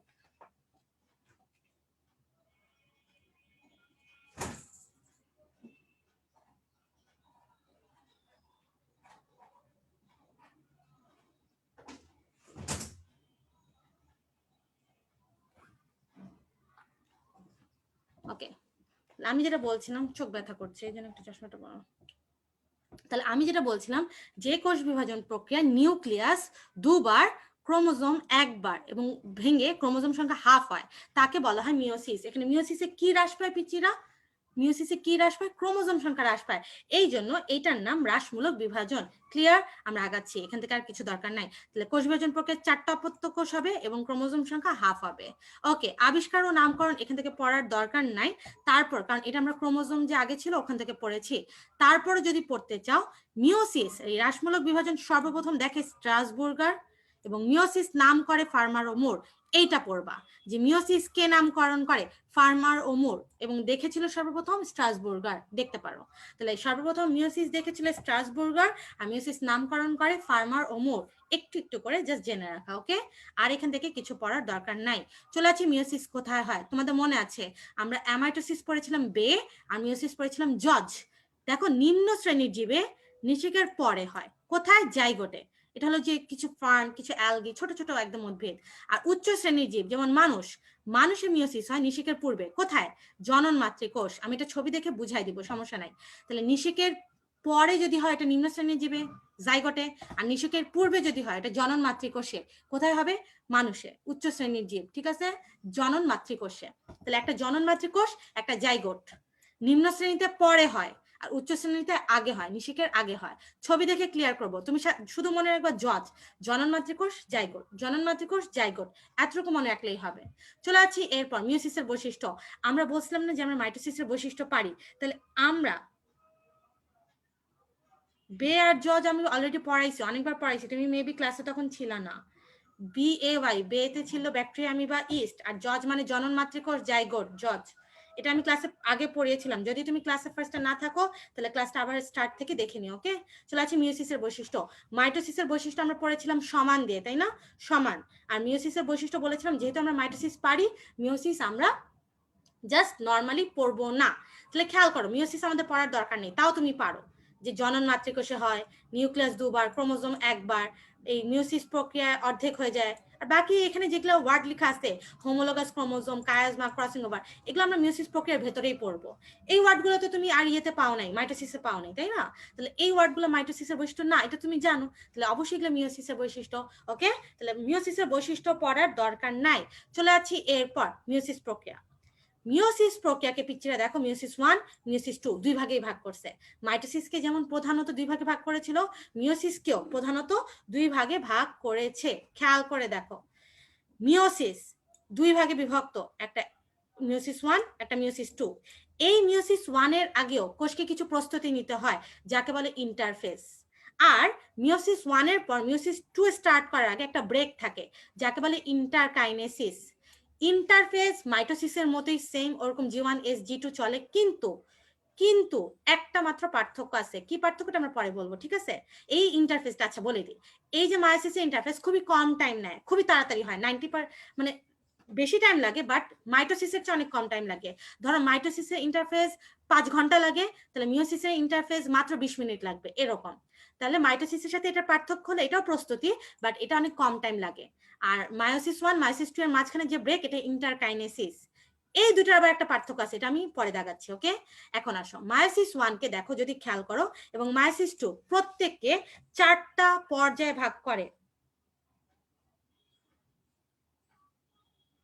পড়লে ভালো, কোনোটি নয়, একটু দেখে রাখলে ভালো। মানে আমি বলতেছি যে ওয়ার্ডগুলো তোমরা এখানে পড়েছো অলরেডি, এই 4টা আমাদের পড়া, 3টা পড়া শেষ।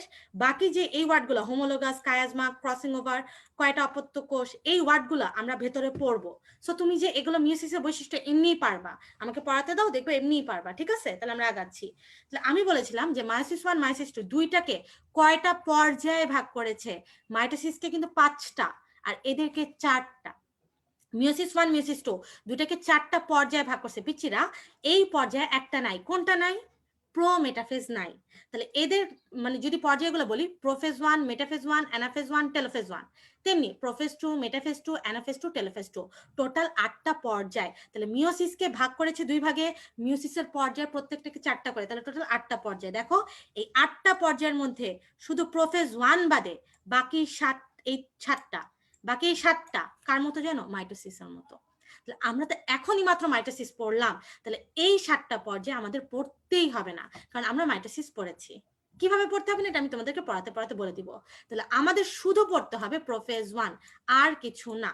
ক্লিয়ার? তাহলে প্রোফেজ 1 একটা পর্যায়, যেটাকে আবার কয়টা উপপর্যায়ে ভাগ করা যায়? দেখো এখানে টোটাল 5টা উপপর্যায়ে ভাগ করা যায়। Leptotene, zygotene, pachytene, diplotene, diakinesis. Leptotene, zygotene, pachytene, diplotene, diakinesis. তাহলে প্রোফেজ 1 কে 5টা উপপর্যায়ে ভাগ করা যায়। উপপর্যায়, এটা তো নিজে একটা পর্যায়, তাহলে এটাকে 5টা উপপর্যায়ে ভাগ করছে। সিরিয়াল ওয়াইজ মুখস্থ করার কারণ এগুলো আমরা এখনই পড়বো। Leptotene, zygotene, pachytene, diplotene, diakinesis. আবারও বলি, leptotene, zygotene, pachytene, diplotene, diakinesis. Start করছি লেপটোটিন দিয়ে। এই যে লেপটোটিন যেটা আমরা পড়বো এখন, তাহলে আমরা ফার্স্টে দেখো মায়োসিসকে 4টা পর্যায়ে ভাগ করা যায়, প্রোফেজ, মেটাফেজ, অ্যানাফেজ, টেলোফেজ। প্রোফেজকে আবার 5টা উপপর্যায়ে ভাগ করা যায়। স্টার্ট করব লেপটোটিন দিয়ে। আবারও ওয়ার্ড গেম, দেখো কিছু ওয়ার্ড বলবো, ওই ওয়ার্ড দিয়ে আমাদের পড়া শেষ হবে। ওকে, লেপটোটিনে, এই লেপটোটিনে ক্রোমোজোম গুলো অনেক লম্বা থাকে, চিকন সুতার মতো থাকে, এবং এদের গায়ে, আমি আগে ওয়ার্ডগুলো দেখাই তারপর আমি ছবিতে আসবো, এবং এদের গায়ে দানাদার ক্রোমোমিয়ার দেখা যায়। মনে রাখো লেপটোটিনের ক্রোমোজোমগুলো এরকম থাকে, এবং এদের গায়ে এরকম ডট ডট থাকে। এই দানাগুলোকে বলা হয় ক্রোমোমিয়ার। তাহলে ক্রোমোমিয়ার দেখা যায় কোন ধাপে পিচ্ছিরা? লেপটোটিন। ক্রোমোমিয়ার দেখা যায় লেপটোটিন। এই যে ক্রোমোজোম গুলো থাকে, এরা এমন ভাবে সজ্জিত থাকে যেন মনে হয় কি একটা ফুলের তোড়ার মতো। দেখো, দেখছো? তাহলে ফুলের তোড়ার মতো না, ক্রোমোজোম গুলো এমন ভাবে থাকে যেন মনে হয় একটা ফুলের তোড়া বা ফ্লাওয়ার বুকে। ফ্লাওয়ার বুকে। তাহলে লেপটোটিনের ক্রোমোজোম গুলো কিসের মতো সজ্জিত? ফুলের তোড়ার মতো। এবং এদেরকে দেখলে মনে হয় না একটা পোলকে কেন্দ্র করে তারা উঠতেছে? তাই এই বিন্যাসটাকে বলে পোলারাইজ বিন্যাস। এই যে ছেলেমেয়েরা বলে না, ফুল না, এই যে এই ফুলের তোড়া তোমার জন্য, এখন থেকে বলবা এই যে লেপটোটিন তোমার জন্য, এভাবে বলবা। এই নাও লেপটোটিন, এভাবে বলবা। ঠিক আছে? তাহলে এটা কি বললাম? তাহলে লেপটোটিনের 3টা ওয়ার্ড, 3টা। একটা হলো ক্রোমোমিয়ার দেখা যায়, একটা হলো ফুলের তোড়ার মতো ফ্লাওয়ার বুকেই সজ্জিত, আর একটা হলো পোলারাইজ বিন্যাস। এই 3টা ওয়ার্ডই পড়বা। কোয়েশ্চেন থাকবে পোলারাইজ বিন্যাস কই দেখা যায়, বা ফুলের তোড়ার মতো ক্রোমোজোম গুলো কোথায় সজ্জিত হয়, অথবা ক্রোমোমিয়ার কই দেখা যায়। ওকে, এই 3টেই হলো লেপটোটিনে দেখা যায়। ওকে, চলে যাচ্ছে এরপর পিচ্ছিরা জাইগোটিন। হ্যাঁ, এখন থেকে লেপটোটিন, লেপটোটিন নাও। আসো চলে যাচ্ছে জাইগোটিন। জাইগোটিন মানে কি পিচ্ছিরা? সবাই এদিকে মনোযোগ দাও। জাইগোটিনে 2টা হোমোলোগাস ক্রোমোজোম। ফার্স্ট আমি এই ওয়ার্ডটাকে আলাদা করব। হোমোলোগাস কি? শুনো, হেটারোজাইগাস আর হোমোজাইগাস ওটা বৈশিষ্ট্য নিয়ে, ওইটা এখানে আনবা না। আমরা পড়ছি হোমোলোগাস। হোমোলোগাস ক্রোমোজোম মানে যেই ক্রোমোজোম গুলো ফার্টিলাইজেশনের জন্য একসাথে হয়। তাহলে হোমোলোগাস মানে যেসব ক্রোমোজোম ফার্টিলাইজেশনের জন্য একসাথে আসে তাকে বলা হয় হোমোলোগাস। আর কিছু এখান থেকে জানার দরকার নেই। এখন জাইগোটিনে এই হোমোলোগাস, ধরো মায়ের কাছ থেকে একটা ক্রোমোজোম আসে, বাবার কাছ থেকে একটা আসে, 2টা ক্রোমোজোম কাছে আসে জাইগোটিনে। ঠিক আছে? 2টা ক্রোমোজোম কাছে আসে। এই যে 2টা ক্রোমোজোমের কাছে আসার প্রক্রিয়া, এটাকে বলে সিনাপসিস। এই কাছে আসার ফলে দেখো একটা জোড়া তৈরি হলো না, এই জোড়াটাকে বলে বাইভ্যালেন্ট। তাহলে জাইগোটিনে আমরা 2টা ওয়ার্ড পাচ্ছি, একটা সিনাপসিস, একটা বাইভ্যালেন্ট। তাহলে জাইগোটিনে কি হয়? 2টা হোমোলোগাস ক্রোমোজোম মানে যাদের মধ্যে নিষেক হবে, একটা মায়ের কাছ থেকে আসে, একটা বাবার কাছ থেকে এসে, 2জন কাছাকাছি আসে। এই কাছাকাছি আসে প্রক্রিয়া, যে কাছে আসো, কাছে আসো, এটা জাইগোটিনের। তাহলে কাছে আসার প্রক্রিয়াকে বলা হয় সিনাপসিস। আর কাছে আসার ফলে যে জোড়া তৈরি হয় তাকে বলে বাইভ্যালেন্ট। তাহলে জাইগোটিন থেকে আমরা 2টা ওয়ার্ড পড়বো, একটা সিনাপসিস, একটা বাইভ্যালেন্ট। ক্লিয়ার? মনে থাকবে? চলেছে এরপর প্যাকাইটিন। প্যাকাইটিন পড়ার পর তারপর আমরা ওই ছবিগুলো দেখবো। ঠিক আছে? প্যাকাইটিনে পিচ্ছিরা আমরা প্যাকাইটিন 5 দেখছো প দিয়ে, প্যাকাইটিন 5-5 প দিয়ে 5। তাহলে এইভাবে মনে রাখবা, প্যাকাইটিনে আমরা 5টা ওয়ার্ড পড়বো, 5টা টোটাল। দুঃখিত, আমি একটু দুঃখিত। আচ্ছা, আমি বলতেছি, তাহলে প্যাকাইটিনে আমরা 5টা ওয়ার্ড পড়বো, টোটাল 5টা। 5টা কি কি আগে বুঝো, এরপরে আমি দাগাবো। খেয়াল করো, এই যে 2টা ক্রোমোজোম পরস্পরের কাছে আসছে, তারা প্রত্যেকে 2টা করে ক্রোমাটিডে ভাগ হয়, মানে 2টা করে বাহুতে। তাহলে একটা বাইভ্যালেন্টে টোটাল কয়টা বাহু হয়? দেখো, 1টা, 2টা, 3টা, 4টা, টোটাল 4টা বাহু হয়। এই 4টা বাহুর দশাকে বলে টেট্রাড। এই 4টা বাহুর দশাকে বলে টেট্রাড। তাহলে বাইভ্যালেন্টের প্রত্যেকটা ক্রোমোজোম 2টা ক্রোমাটিডে ভাগ হয়, এই 4টা বাহুর দশাকে বলে টেট্রাড। পিচিরা একটু বুঝো, টেট্রাডে একই ক্রোমোজোমের 2টা বাহু, ধরো যেটা মায়ের কাছ থেকে আসছে সেই 2টা বাহুতে ভাগ হয়েছে না, তাহলে এটাকে একই ক্রোমোজোমের না। তাহলে টেট্রাডে একই ক্রোমোজোমের 2টা বাহুকে বলে সিস্টার। আর ধরো এটা মায়ের, এটা বাবার, তাহলে এইটার এইটা, এই দুটাকে বলবে নন সিস্টার। যারা পরস্পরের অপোজিটে, মানে আমার সাথে আমার বোন, আমরা হলাম সিস্টার ক্রোমাটিড, আমার সাথে আরেকটা মানে তুমি, ধরো তুমি, আমরা হলাম নন সিস্টার ক্রোমাটিড। এরকম ধরো একটা এক্সাম্পল দিলাম। তাহলে টেট্রাডে একই ক্রোমোজোমের দুটো বাহু হলো সিস্টার ক্রোমাটিড, আর ভিন্ন ক্রোমোজোমের দুটো বাহু নন সিস্টার ক্রোমাটিড। আমরা তিনটা ওয়ার্ড পড়লাম, টেট্রাড, সিস্টার ক্রোমাটিড, নন সিস্টার ক্রোমাটিড।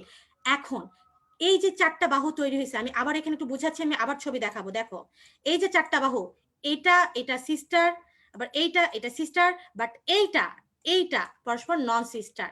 সব সময় এদের কাজ জিনের আদান প্রদান করা। এখন আমাকে বলো, সিস্টার ক্রোমাটিডে আদান প্রদান করে লাভ আছে? কোনো লাভ নাই। আমি আমার বোনের সাথে মানে ক্রোমাটিডে আদান প্রদান করে কোনো লাভ নাই, বৈশিষ্ট্য তো একই। অলওয়েজ আদান প্রদান হয় কার? নন সিস্টার ক্রোমাটিড। এর এখানে ভাঙে, এর এখানে ভাঙবে, এদিকে যাবে, এইদিকে যাবে, দুইটা ক্রোমাটিড ভেঙে ক্রস করে। আমি ছবি আরো ক্লিয়ার করে দেখাবো। ক্রস করে, এই যে ক্রস করে, একটা ক্রস তৈরি করলো না জিনের আদান প্রদানের সময়, এই ক্রসটাকে বলে কায়াজমা। এই ক্রসটাকে বলে কায়াজমা। আর এই যে ক্রস হলো, এই প্রক্রিয়াটাকে বলে ক্রসিং ওভার। Crossing over. তাহলে আমি ওয়ার্ডগুলো দাগাই, এরপর তোমরা বলো। দেখো এই যে দুইটা মানে ক্রোমোজোম থাকে, তারা চারটা ক্রোমাটিড হয়, এই অবস্থাকে বলে টেট্রাড। টেট্রাডে দুটা ক্রোমাটিড যদি একই ক্রোমোজোমের হয় তাকে সিস্টার বলে, আর যদি ভিন্ন ক্রোমোজোমের হয় তাকে নন সিস্টার বলে। এই নন সিস্টার ক্রোমাটিডে এক্স আকৃতির কাদের জিনের আদান প্রদান হয়? নন সিস্টারে এক্স আকৃতির একটা জিনিস তৈরি হয় যাকে বলে কায়াজমা। আর কায়াজমা হয় কিভাবে? ক্রসিং ওভার বা ক্রস ওভার দিয়ে। ওকে, তাহলে এবার আমরা ছবিগুলো দেখে আরো ক্লিয়ার হই, চলো।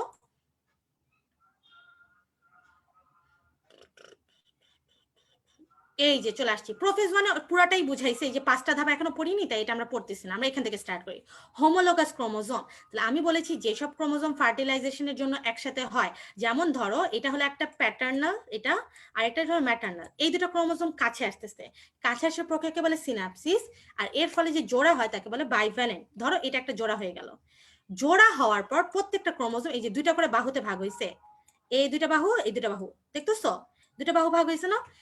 এইটা এটার সিস্টার ক্রোমাটিড, এইটা এটার সিস্টার ক্রোমাটিড, কিন্তু এইটা আর এইটা পরস্পর নন সিস্টার ক্রোমাটিড। আমি বলেছি অলওয়েজ অলওয়েজ নন সিস্টার ক্রোমাটিডে জিনের আদান প্রদান হবে, কারণ সিস্টার ক্রোমাটিড এ আদান প্রদান করে লাভ আছে, অথবা এ আদান প্রদান করে লাভ আছে? কোনো লাভ নাই। তাহলে সব সময় এইটার এখানে ভাঙবে, এটার এখানে, এদিকে যাবে, এদিকে যাবে, এই যে ক্রস চিহ্ন তৈরি হয় এটাকে বলে কায়াজমা। আর এই যে ক্রস হলো, এই প্রক্রিয়াকে বলে ক্রসিং ওভার।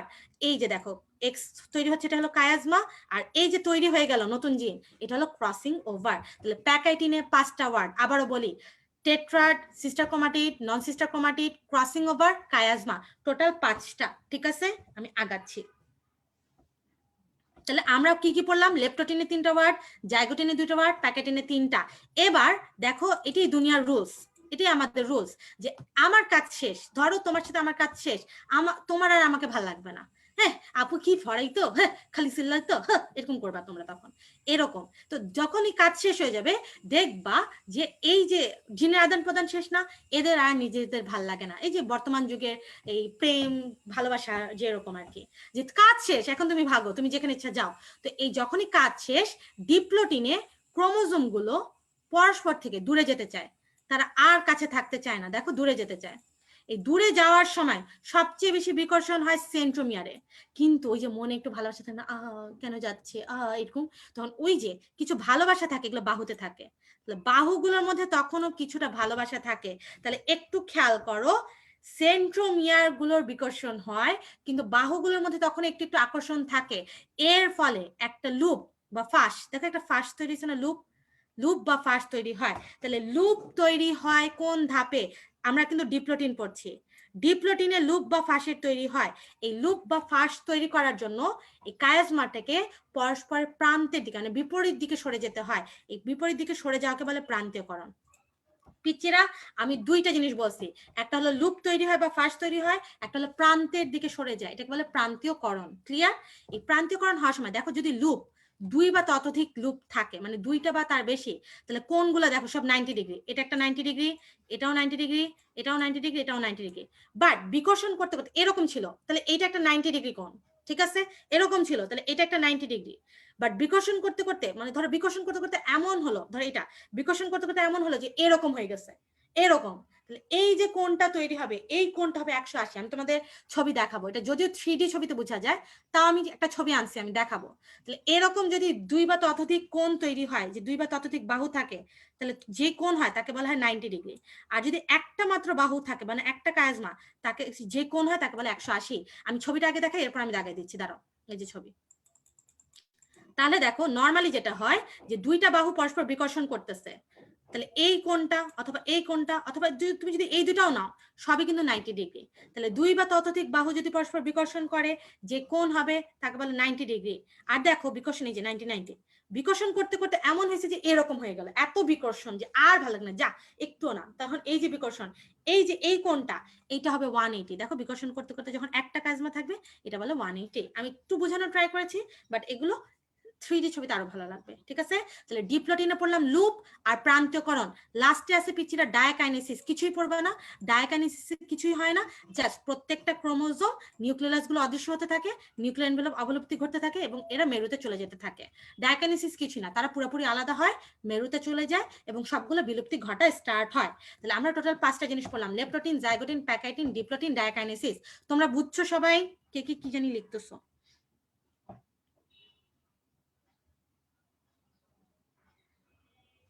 তোমরা কি বুঝছো সবাই?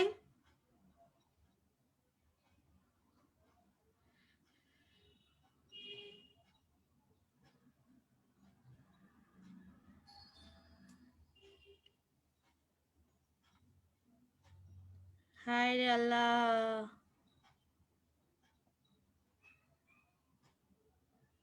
ওকে, ভেরি গুড। যদি বুঝে থাকো তাহলে এখন আমি তোমাদের কোয়েশ্চেন করব। আমি গান গাইছিলাম নাকি? হাই হাই, আমার তো মনেই পড়ে না। Thank you, thank you. Okay, তোমরা যদি বুঝে থাকো তাহলে আমি তোমাদেরকে এখন কোয়েশ্চেন করব। তোমরা সবাই অ্যান্সার দাও, হ্যাঁ? ফার্স্ট কোয়েশ্চেন, যে বাইভ্যালেন্ট কই দেখা যায়? বাইভ্যালেন্ট, বাইভ্যালেন্ট কই দেখা যায়?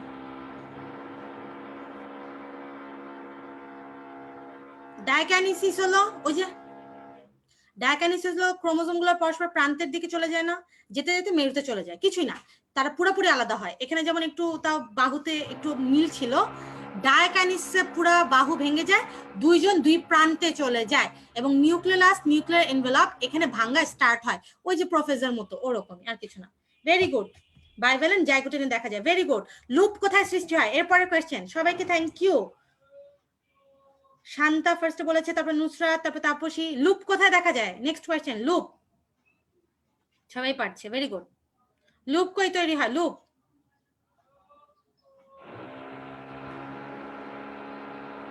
লুপ কই দেখা যায় পিচিরা?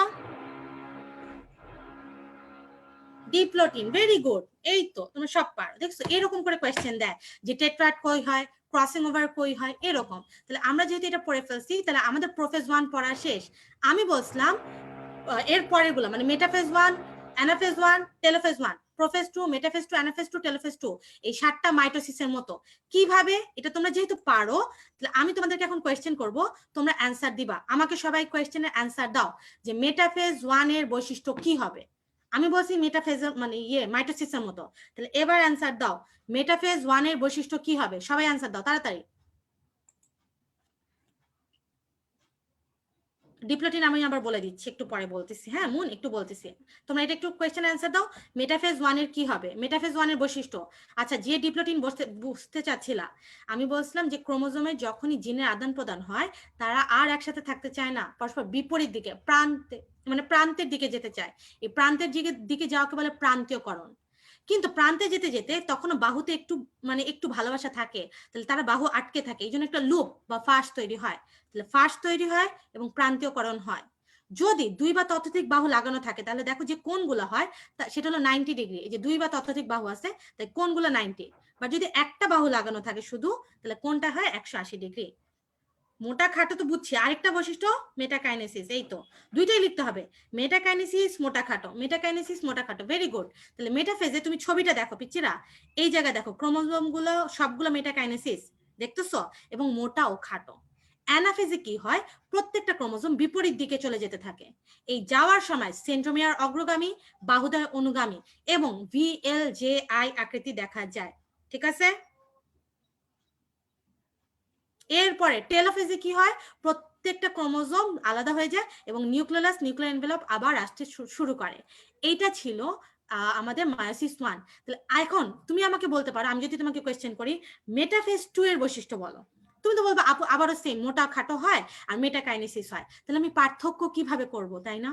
এবার আমি তোমাদের এই ছবিতে পার্থক্য বলতেছি, সবাই মনোযোগ দাও। মেটাফেজ 1ও মোটা খাটো, মেটাফেজ 2তেও মোটা খাটো।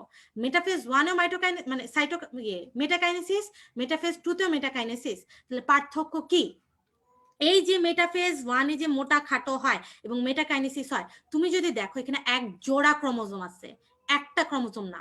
এখানে দেখো এক জোড়া ক্রোমোজোম, একটা না। এখানে কিন্তু ক্রোমাটিড আলাদা হয়নি, এখানে যখন অ্যানাফেজে আলাদা হয়েছে পুরো একটা ক্রোমোজোম আলাদা হয়েছে, কারণ আমাদের এই সবগুলোই ছিল হোমোলোগাস ক্রোমোজোমকে নিয়ে। তাহলে মেটাফেজ 1-এ এক জোড়া ক্রোমোজোম থাকে এবং সেন্ট্রোমিয়ার ভাঙে না। অ্যানাফেজেও ক্রোমোজোম একটা ক্রোমোজোম পুরো আলাদা হয়েছে, এখানে কিন্তু সেন্ট্রোমিয়ার আর বাহু না, এখানে কিন্তু সেন্ট্রোমিয়ার এবং পুরো ক্রোমোজোম আলাদা হয়েছে, দেখতেছো? তাহলে অ্যানাফেজ 1 আর অ্যানাফেজ 2 এর বৈশিষ্ট্য হলো অ্যানাফেজ 1-এ পুরো একটা ক্রোমোজোম আলাদা হয়, অ্যানাফেজ 2-তে বাহু। আমি তোমাকে যদি একদম ইজি করে বলি, মায়োসিস 2 ইকুয়ালস টু মাইটোসিস, পুরো সেম। মানে মাইটোসিস হয় একটা ক্রোমাটিডের মধ্যে, মায়োসিস 2 সেটাই হয়, আমি ছবি দেখাবো যেটা মাইটোসিসের মতো। মায়োসিস 1 এর মধ্যে পার্থক্য হলো এখানে একটা ক্রোমাটিড না বলে একটা পুরো ক্রোমোজোম, জোড়া ছিল জোড়া আলাদা হয়েছে, এখানে পুরো একটা জোড়া। ঠিক আছে, এবার আসো। তাহলে আমি তোমাদেরকে যেটা বলতেছিলাম যে তুমি আমাকে যদি জিজ্ঞেস করো আপু মেটাফেজ 1 আর মেটাফেজ 2 এর পার্থক্য, এই লাইনটাই যে মাইটোটিক মেটাফেজের মতো এই পর্যায়ে সেন্ট্রোমিয়ার বিভক্ত হয় না, তার মানে এখানে সেন্ট্রোমিয়ার ভাঙে না, এই জায়গায় কি হয় পুরো একটা ক্রোমোজোম যায়। ওকে, অ্যানাফেজে দেখো পুরো একটা অবিভক্ত পূর্ণাঙ্গ ক্রোমোজোম পৌঁছায়। কি বলছো ফাতেমা নাহিন? ও সরি আপু, আমি যদি মিস করে থাকি। তাহলে আমি বলতেছিলাম মেটাফেজ 1-এও মোটা খাটো, মেটাফেজ 2-তেও মোটা খাটো।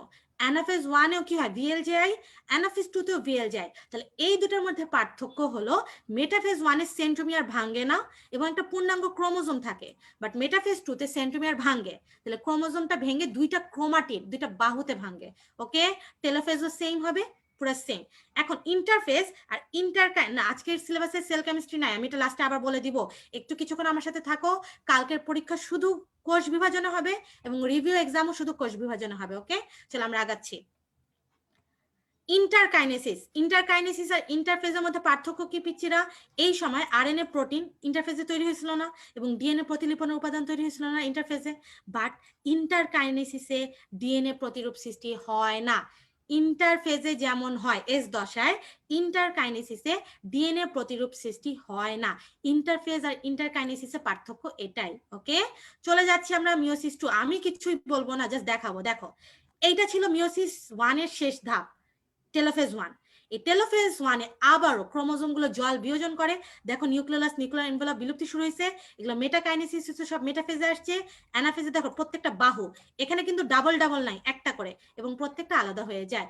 এইটা পুরা এই মিওসিস 2 ইকুয়ালস টু তুমি লিখতে পারো মাইটোসিস, মানে মাইটোসিস যা পড়ছে মিওসিস 2 সেম, খালি মিওসিস 1-এ হলো এটা পুরো সেন্ট্রোমিয়ারটা অবিভক্ত থাকে, এটাই। মাইটোসিসে যা পড়ছে মিওসিস সেম। তাহলে আমি যদি তোমাকে কোয়েশ্চেন করি অ্যানাফেজ 2 এর বৈশিষ্ট্য, সবাই লিখো দেখে কি লিখছো। অ্যানাফেজ 2 এর বৈশিষ্ট্য দেখে কে পারো, অ্যানাফেজ 2 সবাই লিখে ফেলো।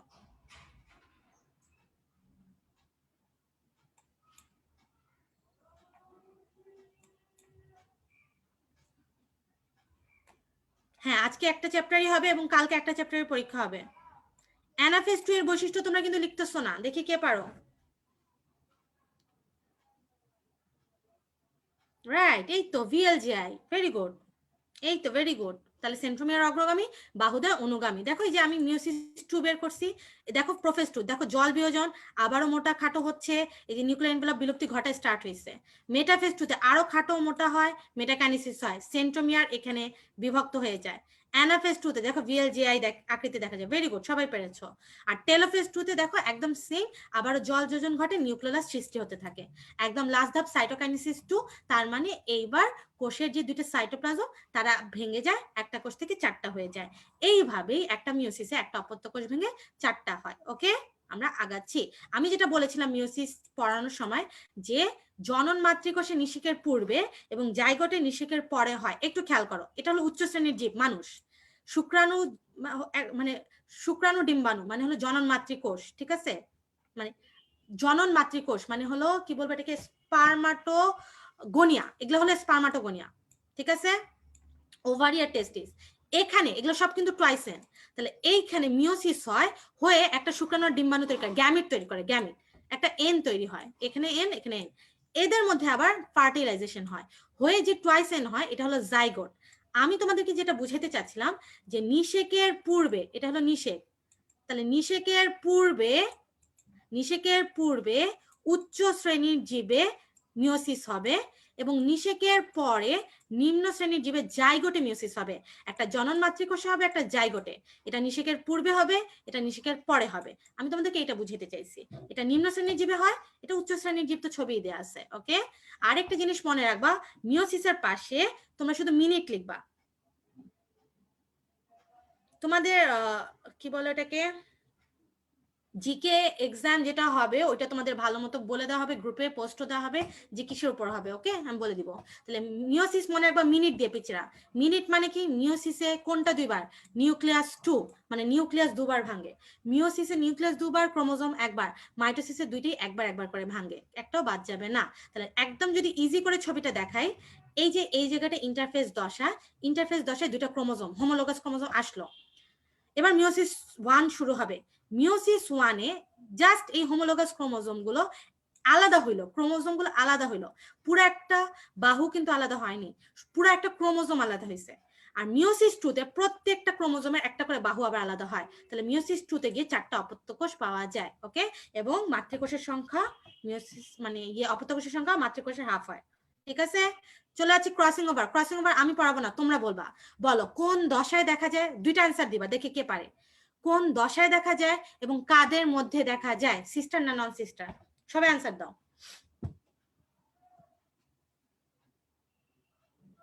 জিকে যদি কোনো ক্লাস হয়, যদি তোমাদের জিকে কোনো ক্লাস হয়, তাহলে ক্লাসে যেটা পড়াবে ওইটার উপর হবে পরীক্ষা, আর যদি ক্লাস না হয়, যে ক্লাস নোট থাকবে ওইটার উপর হবে। ওকে, তোমাদের জানিয়ে দেওয়া হবে, আমি বলে দিব জানিয়ে দিতে। আমাকে জানাও যে ক্রসিং ওভার কোন উপপর্যায়ে দেখা যায় এবং কাদের মধ্যে হয়, সিস্টার না নন সিস্টার, নন সিস্টার। ওকে, কোন উপপর্যায়ে, leptotene, zygotene, pachytene, diplotene, diakinesis, কোন উপপর্যায়ে? ভেরি গুড, এই তো নুসরাত প্রথম যে পুরোটা অ্যান্সার দিয়েছে, প্যাকাইটিনে হয়, নন সিস্টারে হয়। তাহলে দেখো আমি ক্রসিং ওভার তোমাদের পড়াইতে হবে না, মায়োসিসের প্যাকাইটিন উপপর্যায়ে দুটো নন সিস্টার ক্রোমাটিডের মধ্যে অংশের বিনিময় হওয়াকে বলা হয় প্যাকাইটিন। ভেরি গুড, সবাই পারছে এখন। এই যে ক্রসিং ওভার, এইটা কোন বিজ্ঞানী সর্বপ্রথম আবিষ্কার করেছে? Thomas hunt Morgan. মনে রাখবা, হান্ট করে বেড়াইছে, হান্ট করে বেড়াইছে। 1909 সালে ভুট্টা উদ্ভিদে সর্বপ্রথম ক্রসিং ওভার দেখে। তাহলে কে দেখেছে? থমাস হান্ট মর্গান, 1909 সালে ভুট্টা উদ্ভিদে। ওকে, ক্রসিং ওভার গুরুত্ব 4, 5, 7, 8 একটু ভালো মতো রিডিং পড়বা, এটা এত বেশি ইম্পর্টেন্ট না, বাট রিডিং পড়া ভালো। আমি তোমাদেরকে বলেছিলাম সবগুলোর গুরুত্ব একসাথে পড়াই দিব এবং গুরুত্ব লাগবে। ঠিক আছে, সাবিহা তুমি আগে অ্যান্সার করেছো আপু? আচ্ছা করেছো হয়তো বা, কিন্তু তোমারটা তো আমি দেখছি না আগে, আমার কাছে তো আগে আরেকজনেরটা আসছে, সরি। আচ্ছা, ক্রসিং ওভার গুরুত্ব তোমরা এটা রিডিং পড়বা, তোমরা সবাই পারো, মাশাআল্লাহ মাশাআল্লাহ, টেনশন করো না, তোমরা সবাই পেরেছো। আসো, তাহলে ক্রসিং ওভার গুরুত্ব জাস্ট রিডিং পড়বা, এটা ইম্পর্টেন্ট না। আমি এই চ্যাপ্টারে যতগুলো গুরুত্ব আছে সবগুলোকে একসাথে পড়াচ্ছি, একটু মনোযোগ দিবা। ক্রসিং ওভার গুরুত্ব আমি বলেছি রিডিং। জেবা পাগল, যেমন একবার আমাদের একটা ফ্রেন্ড আছে জেবা নাম, ওনা অনেক পাগলামি করে, সারা দিন বিভিন্ন ভিডিও বানাতে পারে, মানে মজার, খুবই মজার একটা মেয়ে। হ্যাঁ, জেবা পাগল। যদি জিনগত পরিবর্তন, বদে বৈশিষ্ট্যগত, পাগলের পদে প্রকরণ প্রজনন বিদ্যার, গদে গবেষণায় কাজ করে। এটা একবার রিডিং পড়বা, এটা এত ইম্পর্টেন্ট না। ঠিক আছে, এবার আসো মাইটোসিসের গুরুত্ব আর মিয়োসিসের গুরুত্ব, এইটার মধ্যে পার্থক্য পড়বা। দেখো, যেহেতু দুইটা গুরুত্ব আছে, যে কোনো একটা পড়লে আরেকটা পারা উচিত। যেমন আমরা মাইটোসিসের বৈশিষ্ট্য পড়েছিলাম, তাহলে মিয়োসিস পারবো, তেমনি মাইটোসিসের গুরুত্ব পারলে মিয়োসিসের গুরুত্ব আমরা পারবো। মাইটোসিসের গুরুত্ব আমরা অবশ্যই মুখস্থ করবো, বাদ বাকিগুলো মিয়োসিস। ওকে, মাইটোসিসের গুরুত্ব মনে রাখার জন্য বাসায় সবাই একটা জিনিস ইউজ করো, যেটা ছাড়া চলতেই পারবা না, কি বলো তো? বদনা, তাই না?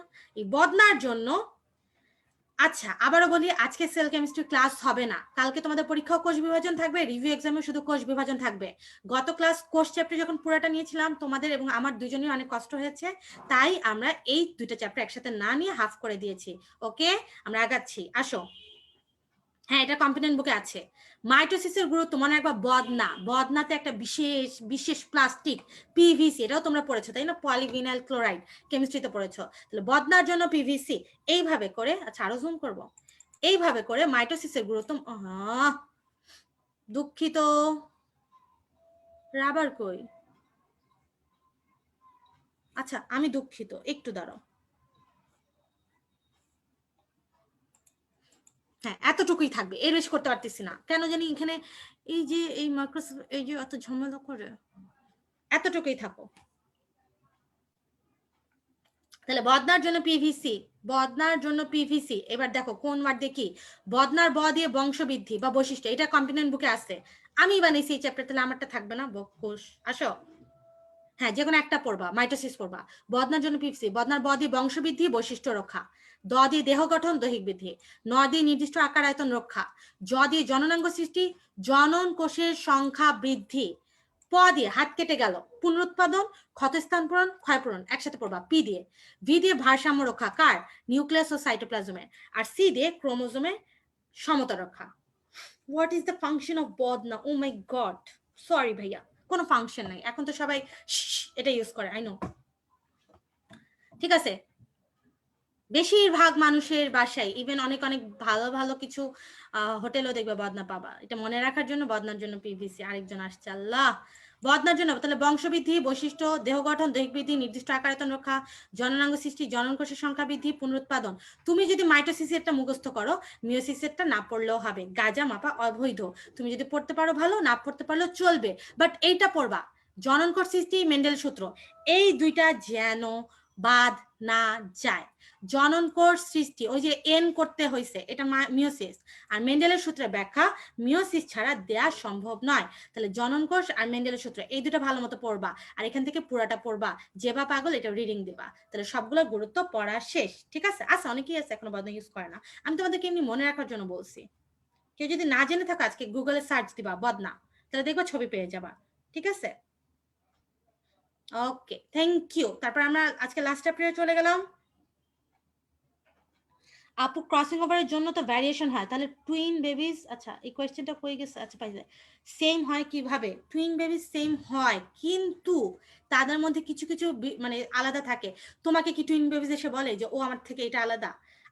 আমি যখন পড়তাম স্কুলে, আমাদের একই ক্লাসে দুই টুইন ছিল, দুইটা টুইন ছিল, ঠিক আছে, এবং প্রত্যেকে, মানে তুমি ফার্স্টে দেখে বুঝবা না কখনো, বাট তুমি যখন আস্তে আস্তে থাকবা, তুমি ওদেরটা বুঝবা, আস্তে আস্তে বুঝবা। ইভেন যারা জোড়া লাগানোও থাকে, তাদের মধ্যেও কিছু ভ্যারিয়েশন থাকে, কিছু না কিছু থাকেই, একটু হলেও থাকে, পুরো সেম হয় না।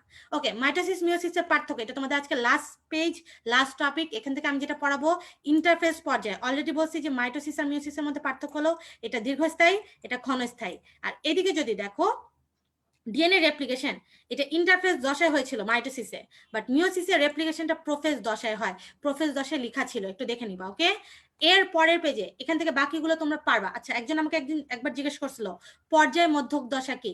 পর্যায় মধ্যক মানে মাঝখানে যে পর্যায়টা, মেটাফেজ। ওকে, মাঝখানে যে পর্যায়। ওকে, একদম পরের পেজে চলে যাও।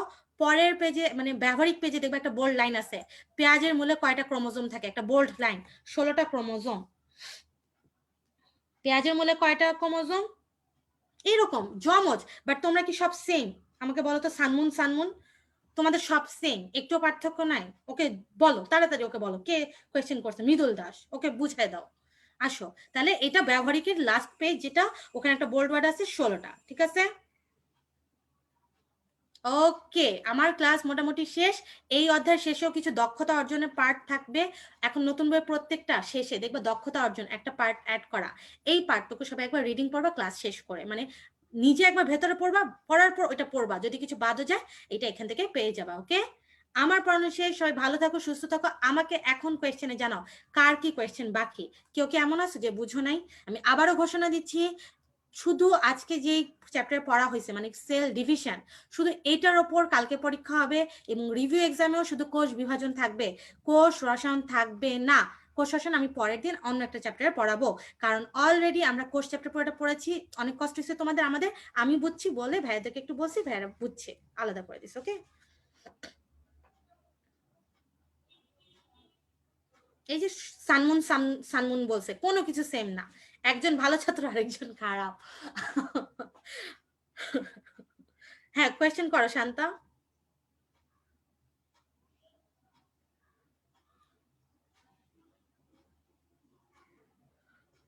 ভালো ছাত্র খারাপ না, মানে আমি বৈশিষ্ট্যের কথা বলেছিলাম। তুমি রেগুলার এক্সামের লিংক পাওনি? আচ্ছা, আমি তোমার ওখানে একজনকে ট্যাগ করে দিব, একটা ভাইয়াকে, উনি দেখবে, তুমি রোল টোল দিয়ে ওনাকে মেসেজ দিলেই হবে। সেল কেমিস্ট্রি কবে হবে এটা রুটিনই তোমাদের জানাই দিবে। হ্যাঁ, নতুন যে রুটিন দিবে এরপর 15 তারিখের পর ওইখানে লেখা থাকবে যে কবে হবে, ওটা এখন আমিও শিওর না মিলাবে। হ্যাঁ, বাট হবে, ডোন্ট ওয়ারি। তাহলে কালকে শুধু সেল ডিভিশন পড়বা, এখন যদি 1 ঘন্টাও পড়ো বিশ্বাস করো। Thank you leptotene. ওকে, তাহলে 1 ঘন্টা যদি পড়ো তাহলে দেখবা তোমাদের পড়া শেষ হয়ে যাবে। ঠিক আছে, সবাই ভালো থাকো, সুস্থ থাকো, আল্লাহ হাফেজ, আসসালামু আলাইকুম। এরপরও যদি যে প্রবলেম, একজন লিখছে এক্সাম দিতে পারি না, একজন বলছে লিঙ্ক পাই না, আমি ওখানে একজন ভাইকে ট্যাগ দিয়ে দিব, ওরা তোমাদেরকে দেখবে, অথবা ওরা যদি কোনো অ্যান্সার না দেয় তুমি ওদেরকে নক দিতে পারবা, নক দিয়ে বলবো তোমার এই সমস্যা, তাহলে ভাইরা দেখে দিবে। ঠিক আছে, কম্পোনেন্ট বুক পড়লেই হবে, নর্মালি কম্পোনেন্ট বুক পড়লেই হবে, বাট তোমার যদি থাকে, তুমি যদি দেখতে চাও এটা তোমার উপর, বাট কম্পোনেন্ট বুক পড়লেই হবে। জি, সেল কেমিস্ট্রি আমি নিব ইনশাল্লাহ, যদি কোনো সমস্যা না থাকে তাহলে সেল মানে সামনে যদি কোনো প্রবলেম না হয় অবশ্যই নিয়ে নিব।